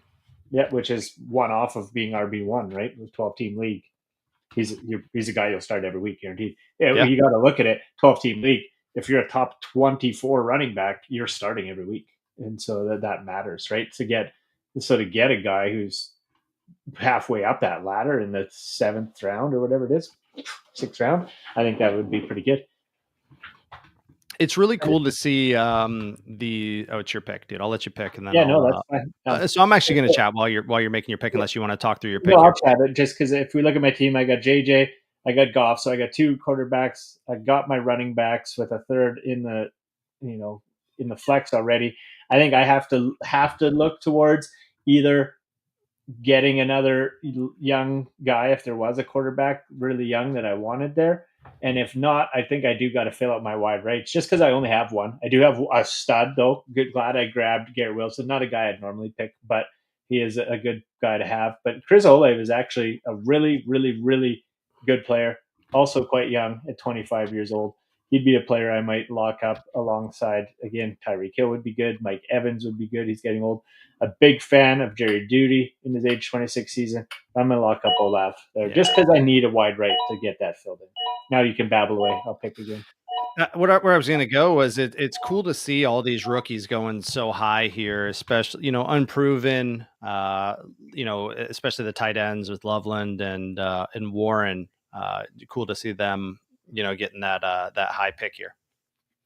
For sure. And so now the one thing I'll say, if I look at this draft, just looking at the other teams, so team 11 here, if I was team 11 and I'm that deep in the draft, depending, you might want Montgomery in your normal draft to handcuff Gibbs. In Dynasty, maybe you don't. Maybe you think he's getting old and he's not going to be there much later. But man, if I'm going to pick Mike Evans, who is in the exact same boat anyways at that point, I probably would have taken Montgomery to back him up. And that's just the thing, because that handcuffing is, I think, important. But for my team, I feel like I might just take a tight end just because. So, what round do you start, stacking up the backups to keep yourself safe, right? At what round do you start thinking about that? I mean, I guess it all depends. Like, it depends who you got, right? If you got Kenneth Walker, well, you got to start thinking about Charbonnet. You got to think a little earlier. It really depends who their backup is, because some guys' backups don't even matter. So you're going to get them wherever, right? Some guys' backups really good. I'm going to take, for shits and giggles, Justin Fields to stack with my number one receiver, Garrett Wilson.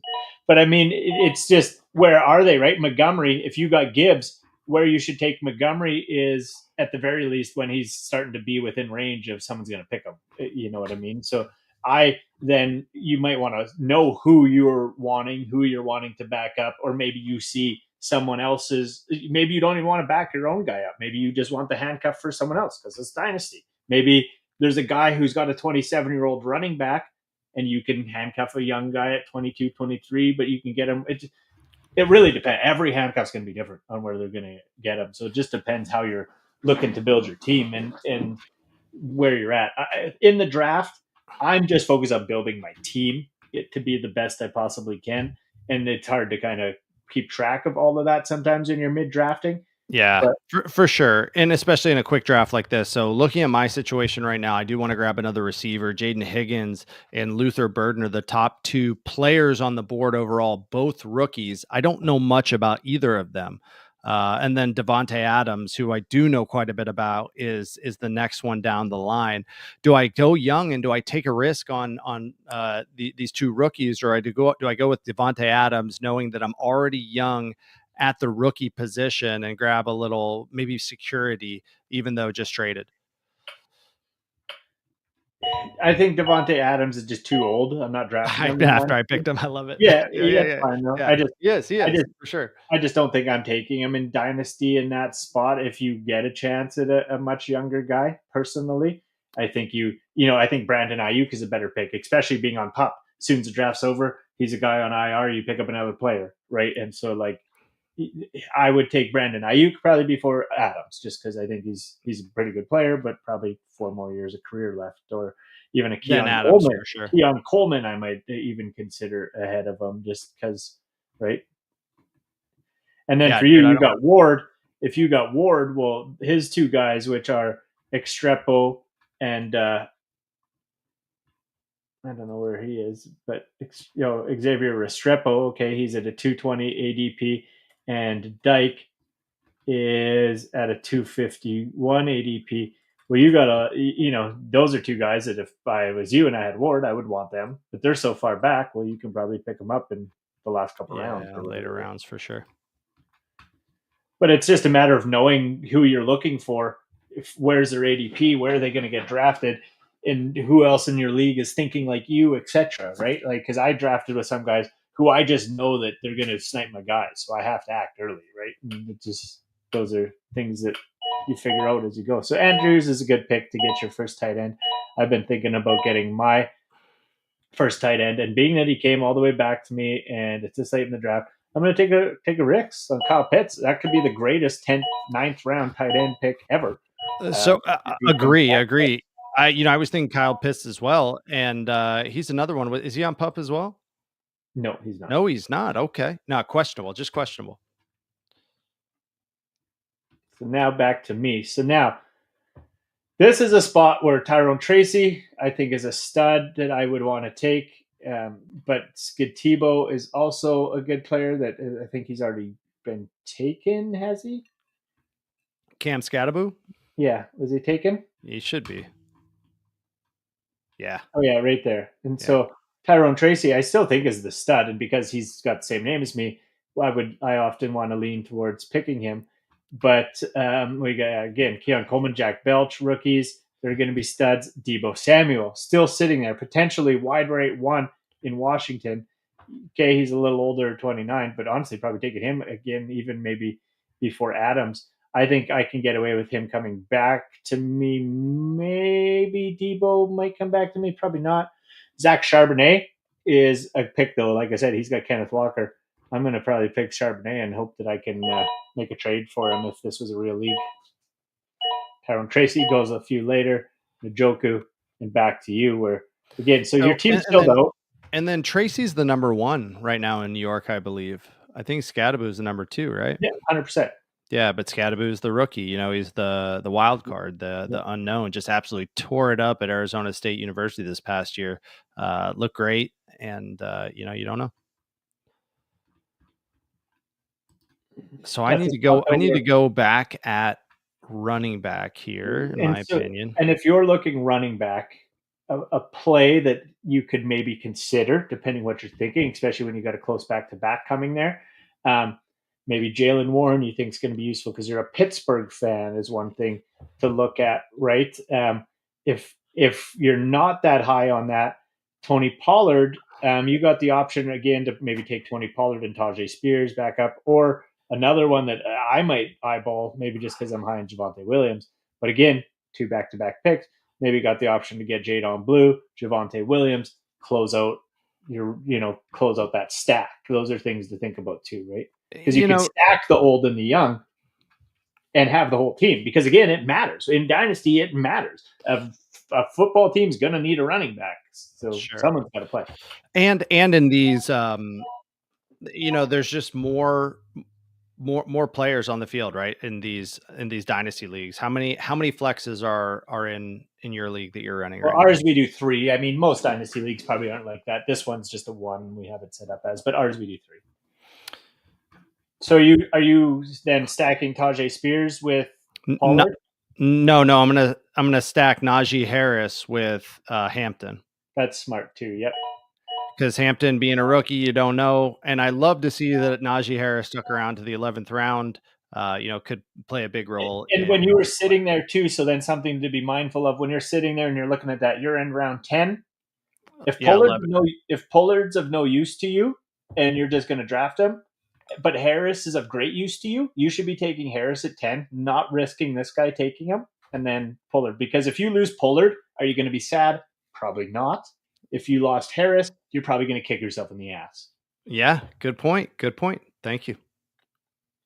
But now coming back to me, I think I'm going to try to see if I can't get the Jadon Blue just because I said it. I'm going to see if it works out, see if it comes around. Ingram, Ridley, a stud.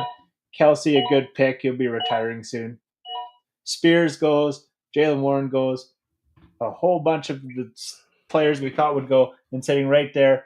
I don't know if it'll be the guy or not, but I'm going to do it just for fun and take Javonte Williams. Stack that. Now I got the stack in Dallas. No matter who's playing, I should have them. It's the same thing. Kicker defense will always be my last 2 picks.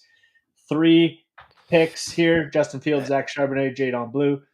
So this is a 17 round draft. In these leagues, is this how much you would normally see? I think the draft that I'm going into is a 25 rounder. Okay, so that's pretty deep. Like if you really think about our dynasty league, let me see if I can't pull it up for a second. I want to pull 1, 2, 3, 4, 5, 6. 6 is your normal starter, right? QB, running back, wide right, tight end. We have 3 flex and a super flex that puts us at 10. Kicker defense for 11 and 12. And then on bench, we have 1, 2, 3, 4, 5, 6, 7, 8, 9, 10, 11, 12. So 13, 14, 15, 16, 17, 18, 19, 20, 21, 22, 23, 24. Yeah, so we got 24 in ours. So we have 12 bench. Is it a 12 team yours? Yeah, 12 team 24. So, I'm wondering here if I grab another quarterback and use them as trade bait, if I'm in. 100%. Again, if you're really doing a startup, I think that's the best position to have because everybody needs them. They get the most points, right? Yeah. And so you take Richardson. Richardson's a wild card, but definitely a wild card. Yeah, rookie year, absolutely crushed it for some games, and then last year again he's very hot and cold. But yeah, I mean, if you wanted to take him and you believed in him, good pick. Then I mean, even maybe Tyler So is like another pick, not long after or whatever, right? Like it doesn't hurt you to have. Just depends on do you have enough depth on your team before you go crazy on quarterback, right? And so at your running back position, well, you don't unless you're really confident in Tony Pollard being the guy on bye week or whatever. Well, no, I'm confident in my running back room right now with Hampton, Akane, and Pollard. Then with Harris as a backup, right? If I'm running 2 running backs, I'm definitely confident in that. So are you confident on week 12 when Hampton and Harris are both sitting? So Hampton and Pollard are both sitting in week 11. And I know it says right here week 12. It shows it right on it. I can see it week 12. It shows the week. Oh shit. 7, 12. So right now your whole team is on bye in week 12. Now again, you're only worried about 1 year. But even if Devon Akane was playing, you're still going to have Hampton sitting out 1 week with only Akane. You have 1 injury. You don't even have 2 starting running backs, right? So it's just something to be mindful of when you're getting. No, thank you. No, I appreciate it. How are you seeing? Where are you seeing the bye weeks? By clicking on them? I on roster in your thing. Can't you see my screen? If you can see my screen, No, sorry, I was looking at the draft board. Here we go. Yeah. you should be able to see the players right there. But anyway, it's Ooh, my love it. pick, and I need in that breath to fill out. So I got my running back, my wide rates. I got a running back that's a stud in my flex. I got all running backs in the mix. So I need some wide rates. Rashid Shaheed, a stud, might even be able to back up on with Olav. So I'm just going to take him to have as a backup. It's going to come back around to me. It's going to be probably a bunch of younger names, and I'm going to hop on the chance because I'm a Broncos fan, which plays into Dynasty. You're going to be stuck with that team for a lot of years. I'm going to take a chance on Pat Bryant as a young rookie receiver. Now at least I got 2 receivers, but if I look at my team, again, I got Wilson, I got Olav. Olav and Shaheed could be sitting on the same week. Pat Bryant might not be any use. I really only have Garrett Wilson still coming into this later round, right?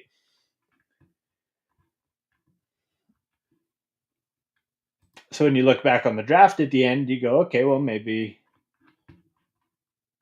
there's somewhere I should have skipped a guy somewhere and stacked it up. But in the end, you're not going to be strong everywhere. It's just Yeah, for sure. This is interesting, man. This is just definitely a different way of doing things, right? Where in a normal draft, where you redraft every year, you're going to be looking to fill those spots before you get to the quarterback. Quarterbacks you're not going to see other than the top quarterbacks going at the end of round 1, round 2, but quarterbacks really aren't getting picked till 4 or 5. So now it's just kind of a different feel. It's pretty wild. For me, if I'm doing a dynasty, I just always found through the years, it seems like more wide receivers are going to come into the league that are good than any other position.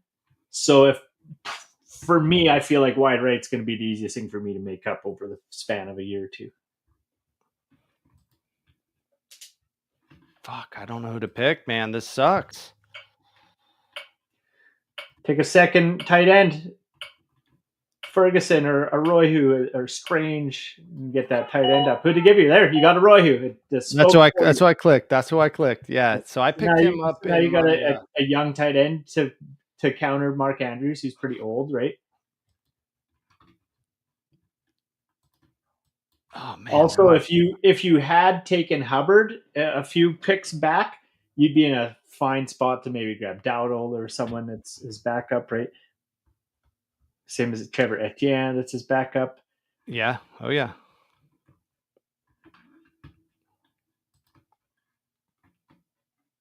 But at this point, you're just trying to make sure your roster's golden for the long stretch of her. Yeah, it's like we're just filling out now. And again, I feel this is where I would maybe take that Dyke or Xavier Restrepo, right? Get that stack with Ward. One of those guys come on in a year or two, you're set. That's where you maybe start typing in the names and letting thanks for the help. Yeah, like we're not even that far down the list anymore, actually, on wide right either. And so, that's a good stack for you, right? Holy shit, Tank Dell on IR. Yeah, right. At 195, interesting. Jesus Christ. Yeah, I mean, if he comes back to me, I didn't even know he's sitting there. Tank Dell is an absolute monster, man. And how long is he going to be out? Because his whole knee was gone, right? Like he didn't have a knee left. Yeah, it's timetable to be returned. I mean, sometime this season or maybe next. Maybe he sits out all season. Probably not. But he's still only 25. But as you said, you pick him up in one of the last rounds and you stash him on IR and grab somebody. I think it's a good call, especially in a dynasty league. Maybe not in a normal league, but in a dynasty league for sure, right? Even in a normal league, we could put him on IR, put him on like 100%. I'm doing that. Anybody, I think it's such a massive advantage if you can get a player that's good, who's going to miss a little bit if they're IR eligible, because the second the draft's over, you just put them on IR and pick up another player. And but it depends on how high you can get them, right? So it's not somebody you're going to pick up in the 8th round, right? You know what I mean? It's somebody you're going to pick up in one of the lower. Depends. So, Ayuk, I might have. And so Dell being as far back as he is, it's actually insane. I actually just forgot he was even there. Like in a dynasty league, Dell should have been a little sooner, I think. And now, because I am in a league and you're my opponent. And I'm going to take your guy, Restrepo. Oh, I And love it. now you got to trade me for him when the going gets When the good. draft is over. And then you're going to see, again, kicker defense being drafted. Again, if you're drafting early, especially you're doing a slow draft, fuck kicker. I'm not even taking one. And I'm going to deal with that after. And then what I might do is if there's a player I really want, I'll take him for sure. But it looks like the league's going all kicker. Is your league got kicker defense? No. No, they don't? No. Interesting. I like having them. Yeah, I think it's just more what you're used to, I'm going to take. I really lowered the scoring in all the Bush leagues this year for kicker and defense, so we'll see if I like that more or less. But I mean, I think defense is it's an important part of the game. I think you need a little something. But we really lowered the point values this year. Hopefully, the kicker and defense don't determine the win. So, end of this draft, right? I'm looking probably for some help, right? So I have Jackson and Ward. I'm already loaded at quarterback, right? I don't want to be drafting essentially any more quarterbacks. I have 4 starting quarterbacks here that I have on my team, right? If I only drafted 2 quarterbacks, maybe here I'm looking for a top backup, but realistically, I have 4 starters. I'm not really looking for that. Would you agree? Yeah, no, I would, unless there's a guy you really think is like a good trade chip, or is Stafford going to be good to play this year? I mean, Tyler So he's starter. The fact that there's a starter there in round 16 is probably hard to say no to. Geno Smith as well, Yeah, he's 34 though. We're literally talking about a rookie. Yeah, rookie. Sure. Tyler So. Like, is he definitely starting? He's starting over Rattler? Well, I mean, probably. Rattler's still there too. You could probably pick him. Aaron Rodgers is still here too. But I personally would take Tyler So there at a young. He's just so young. I would just probably grab him, put him on. Does your league have taxi squad? It definitely does. It has 3 taxi squad spots. I mean, yeah. So that's those are the guys to consider there too, right? Is pick a guy or two that you just don't need, put them in the taxi. Why don't you talk about that? Talk about taxi squad after your pick here. What is taxi squad and why is it valuable? Because picking up somebody in the final round is perfect for a taxi squad spot, because you can throw them on the taxi squad and then just pick up somebody else, right? Yeah, and then taxi squad's one sleeper. You get the option. Oh, yeah, okay, you can convert to league. Taxi squad, you get the option to run your guys in a basically what it is in essence a farm team. But how the taxi league goes is you get our league. We have 5. We expanded it a bit because we didn't want as big of a bench. But and it kind of supplements a bench a bit too, right? And so how the taxi works is our league players that have 0, 1, or 2 years experience, so anywhere in their first 2 years of football or the year they're drafted, they can go in a taxi squad. You can activate people throughout the year, but you can't put anyone back. So you can use it as an extension of your roster. And, maybe you want to plug one of those guys in throughout the season. You're going to have to drop someone. So I always kind of take my taxi squad as real long shots, as guys that are probably the RB3 or the wide right 3, or guys that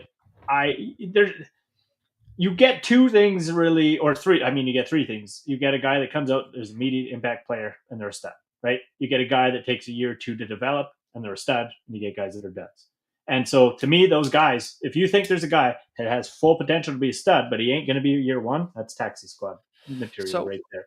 And or if you're a guy who you have 4 starting quarterbacks, you want a bunch of trade chips, well, maybe you could fill that taxi squad up with those guys. You just got to be mindful that once the season goes, you can't, those spots are null and void aside from selling or activating.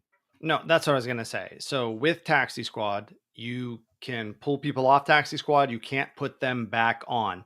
So once the season starts, you can't add anybody to taxi squad, or you can't remove somebody and then put them back on. How does that work? Can I can I waiver claim somebody that's eligible for taxi squad and put them on No, taxi like I squad? said, you can never, once the kickoff of game 1 Thursday night, the 31st happens, taxi squad is only pull out. You can't do anything else. Gotcha. You can't take a guy and put him back. Like, if you take a guy, that taxi squad spot is empty the rest of the season. It's a Gotcha. wasted spot. So that's why I told you, like, when I seen Siddur Sanders in yours, I was like, hey, like, that's a guy that is like one of your potential starters. Very stupid to put him in taxi. No, because I'm as leaving soon as him you there. need to, I would not. I'm But leaving him there. I don't think so, man.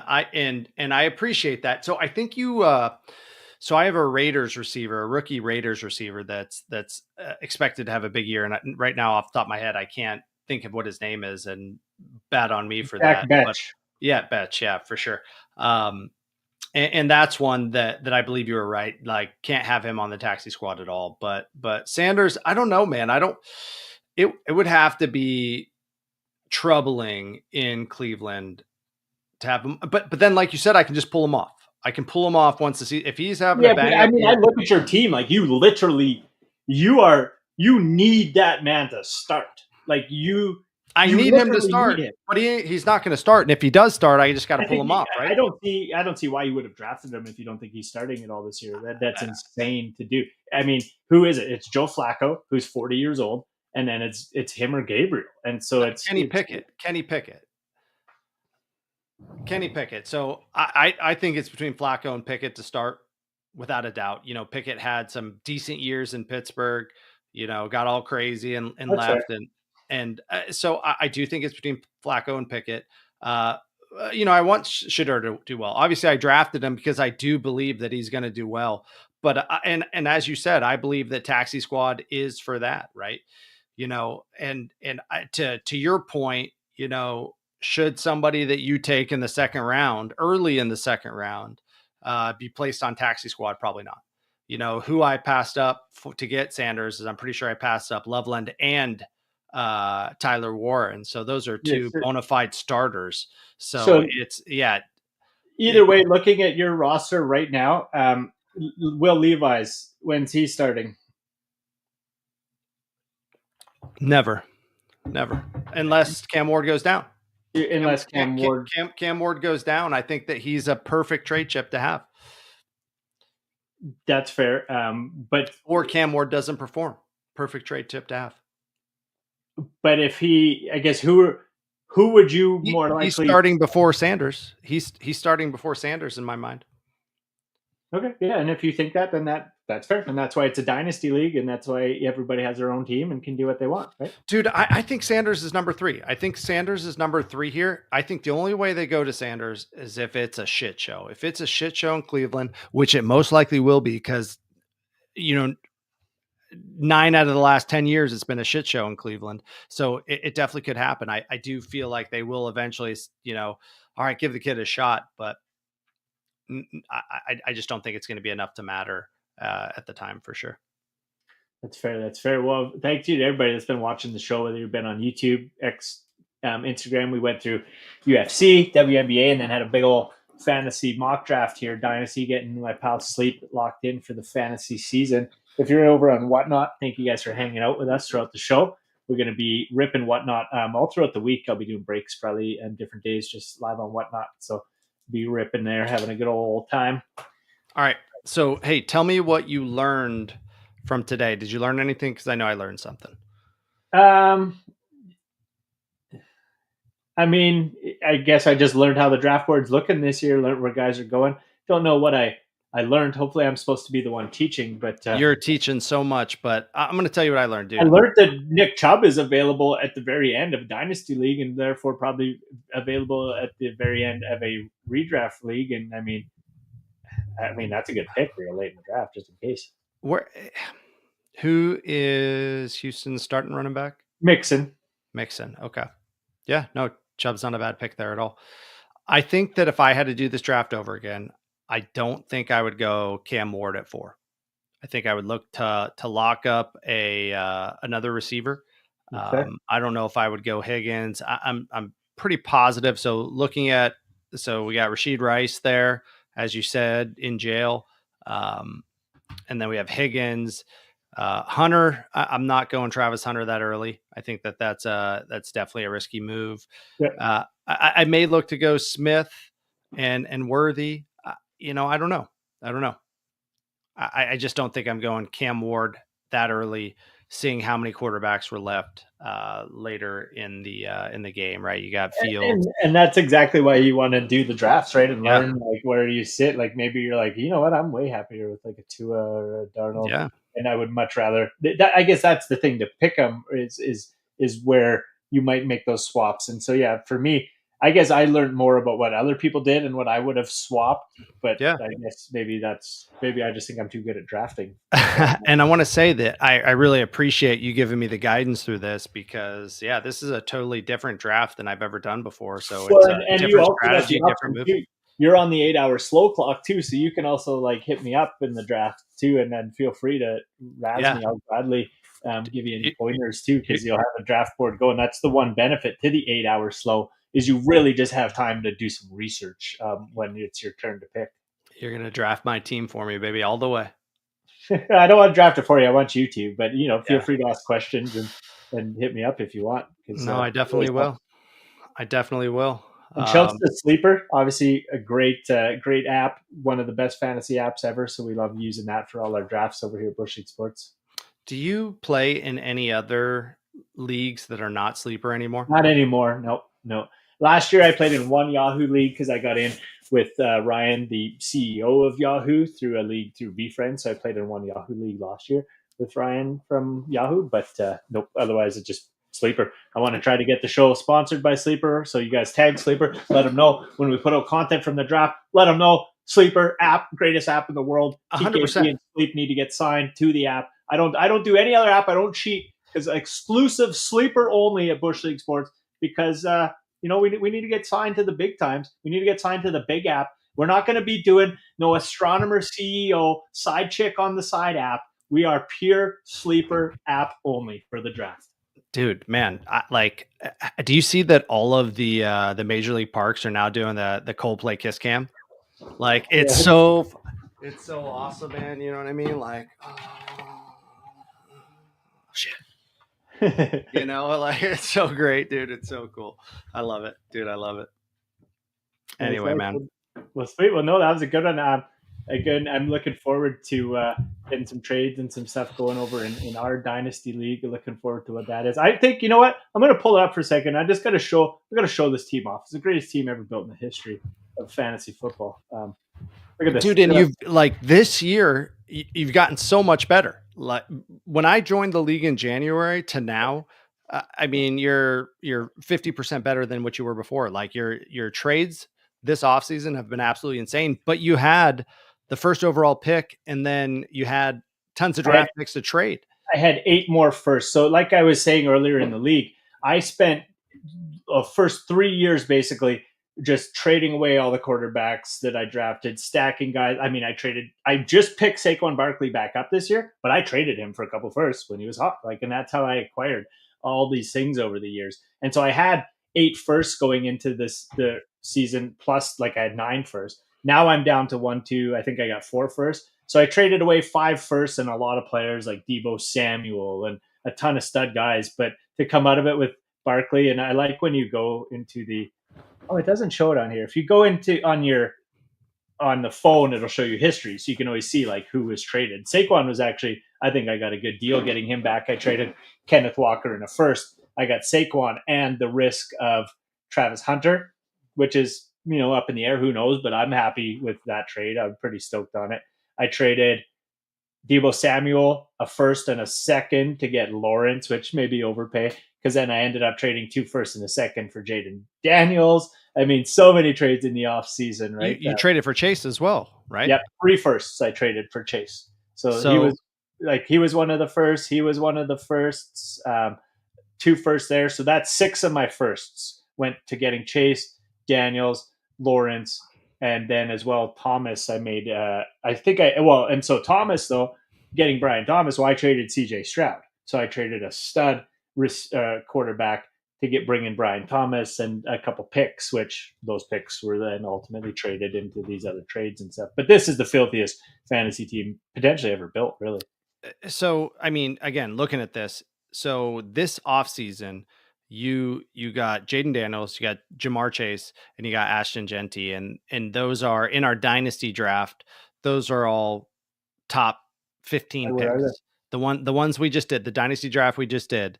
You got a number 1 overall pick, number 4 overall pick, and then Number number 18 210. maybe Yeah, or whatever. 16, This is number 22, 16.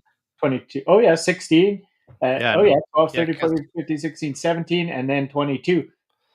So, I mean, that's a crazy offseason, giving up a bunch of firsts, but I mean, definitely worth it because all young guys who, or maybe except Saquon, who is still, I mean, Saquon's still relatively young. How old is Saquon? He's 28. I probably get 2 rock solid years out of him now that he's Yeah. where he is. But this team will be filthy. Like, I mean, I was playing around just putting my bench in as the starting lineup, and it'll beat half the teams in the league because I'm benching like Harvey and Montgomery and Hubbard and then Travis Hunter, who knows what he'll do. But same thing. And then here's our taxi. So these are the guys that I think will potentially be good in a year or two if they develop this year behind the wide rate 1, wide rate 2, or RB 1, 2. So those are the kind of guys that I have stashed for my taxi. And again, if I activate them, then I can never put them back once that first kickoff happens. I also picked up Barner today because seeing the news, Noah Fant got released from Seattle. Barner, 4 touchdowns with minimal work last year, more touchdowns than Noah Fant had. I know they also picked up, I think, Arroyo, who you picked up in the draft there. Yep. But I really actually think it's going to be AJ Barner who takes the lead on it because he had a pretty good season last year. I traded off Arroyo, I believe. I don't remember too, but I traded him off. I think to Old Master. Nice. All right, dude. Well, hey, I appreciate it. Sorry for being late today again. No, all good. I appreciate having you know me. what that is. I actually thought you were coming a half hour later, and then I realized an hour before the show. Again, I was thinking I'm on the wrong time zone because Saskatchewan doesn't change, so I always get confused what time zone I'm in. And then I was like, oh, damn, he's starting right when the show starts. Cool. And then I fired it up. And so if I would have went in with the expectation you weren't coming, I would have been better off because I just I should have not said anything. Myself. Hey, so keep me posted this week because I'd love to jump in whatnot with you, do some rips and go through it. So this week, maybe Wednesday, something like that. I'd love to hop in whatnot and get a little weird. Nice. Yeah, I think this week, honestly, maybe every day. I might do all 7 days. I might go live for like an hour or 2.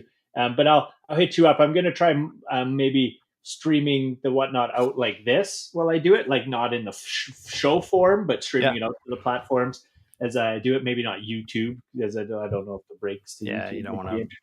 But I think I'll stream them out to X and to Instagram just for shits and giggles off my OBS if I can. We'll see.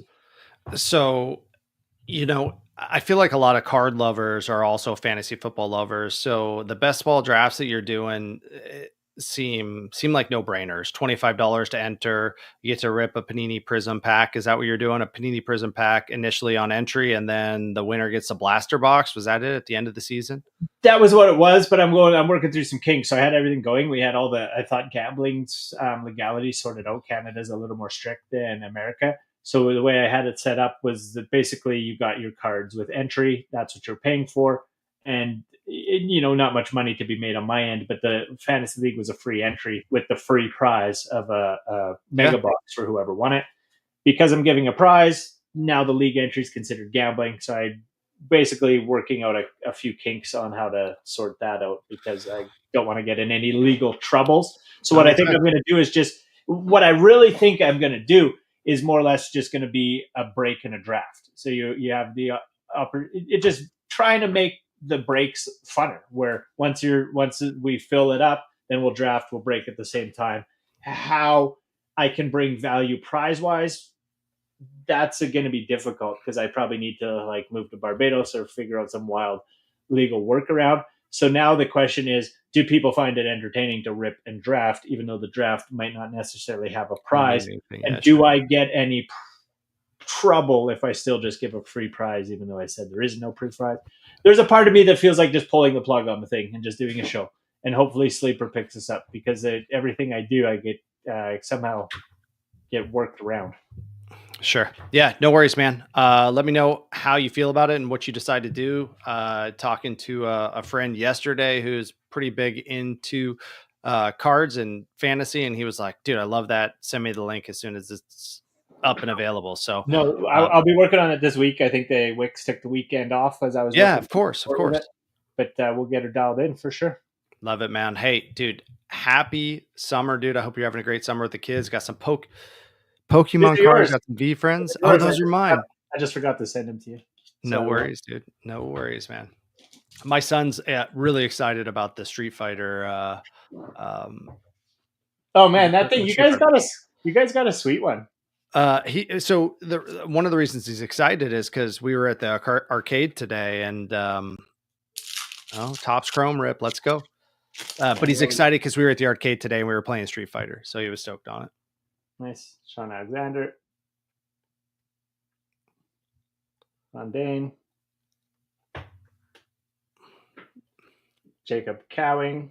Dude, these are shiny. And nice. Legends of the Gridiron. Bo Jackson. Dude, absolute legend. Oh, dude, look how clear that is. Beautiful. Oh man, nice camera. That's the Canon. If I get the Canon going, it's pretty serious. Oh, dude, but nice. I just have to get ahead of the light for it. Yeah, it's beautiful. So, well, there goes $20. All right, brother. Sweet. Well, no, thank you for coming. Thanks as always. Thanks everybody that tuned in.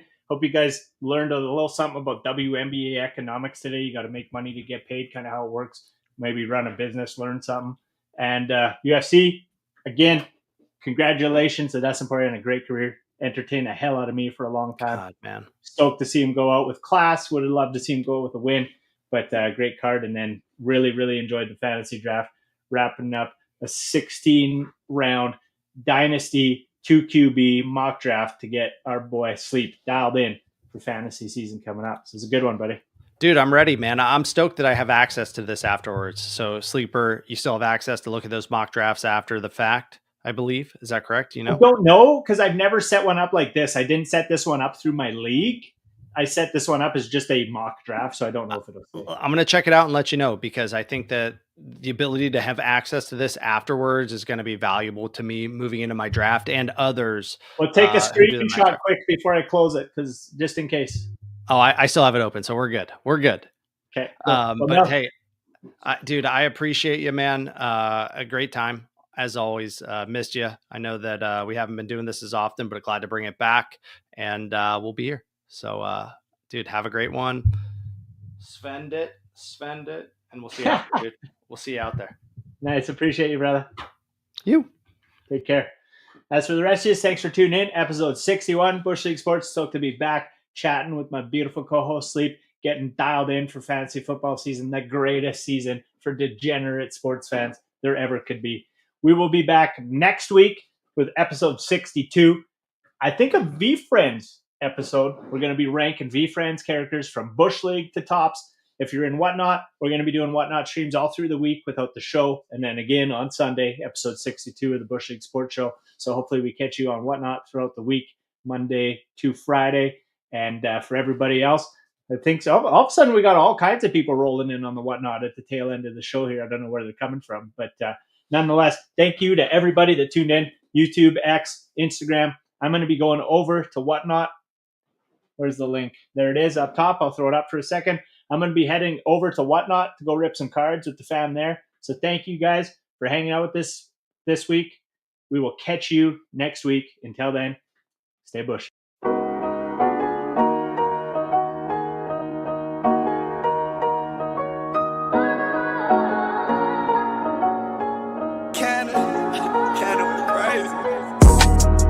From the bottom, ain't no half-stepping. I'm the dog, I made it through so they don't ask questions. Long Beach, and it ain't no half-repping. Once a dog, always a dog, so they don't ask questions. From the bottom, ain't no half-stepping. I'm the dog, I made it through so they don't ask questions. Long Beach, and it ain't no half-repping. Once a dog, always a dog, so they don't ask questions. Tell them never question, dog, I'm sitting goat status. Eating chicken with my gin, smoking on some cabbage.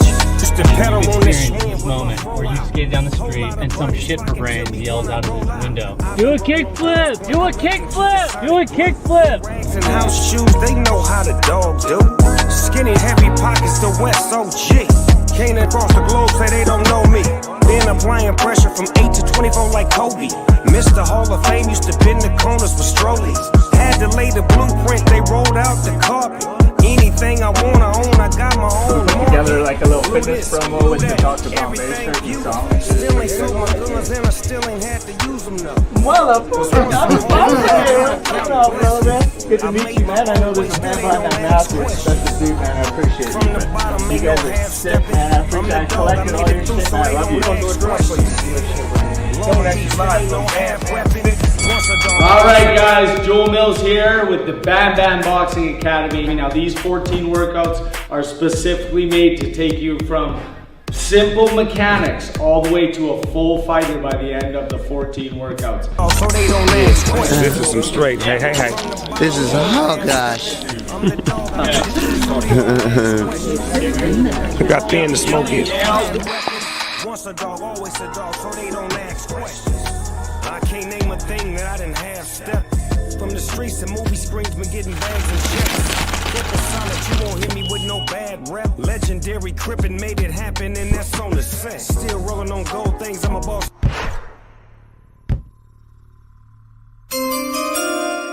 Go get it. What the fuck you waiting on, man? Let's go. Blaming on my mom from all the crippin' I see. Blaming on my grip, all the hustling. Yes, sir. Can you smoke one through that mask, big dog? He got his own club. It's lit, too. And they was curious. Dr. Bombay, can you sign this one, too? I just showed Dr. Bombay how to write. He been in the jungle. Nigga can write. He can't talk, but motherfucking write. I showed him something. Look at it. Go ahead. Find your spot, Bombay. Remember I told you? Yeah, there you go right there. Yeah, remember that? D. R. D.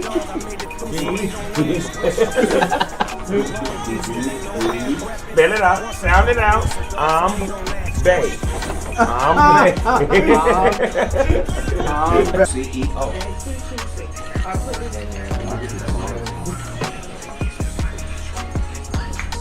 That's one hell. That's some good weed. Is that your weed? Is that the Snoop Dogg weed? That's some shit that we got when we was out here. Oh, that's our shit. Okay, I like it. I like it. Well, that's Canada's finest, baby.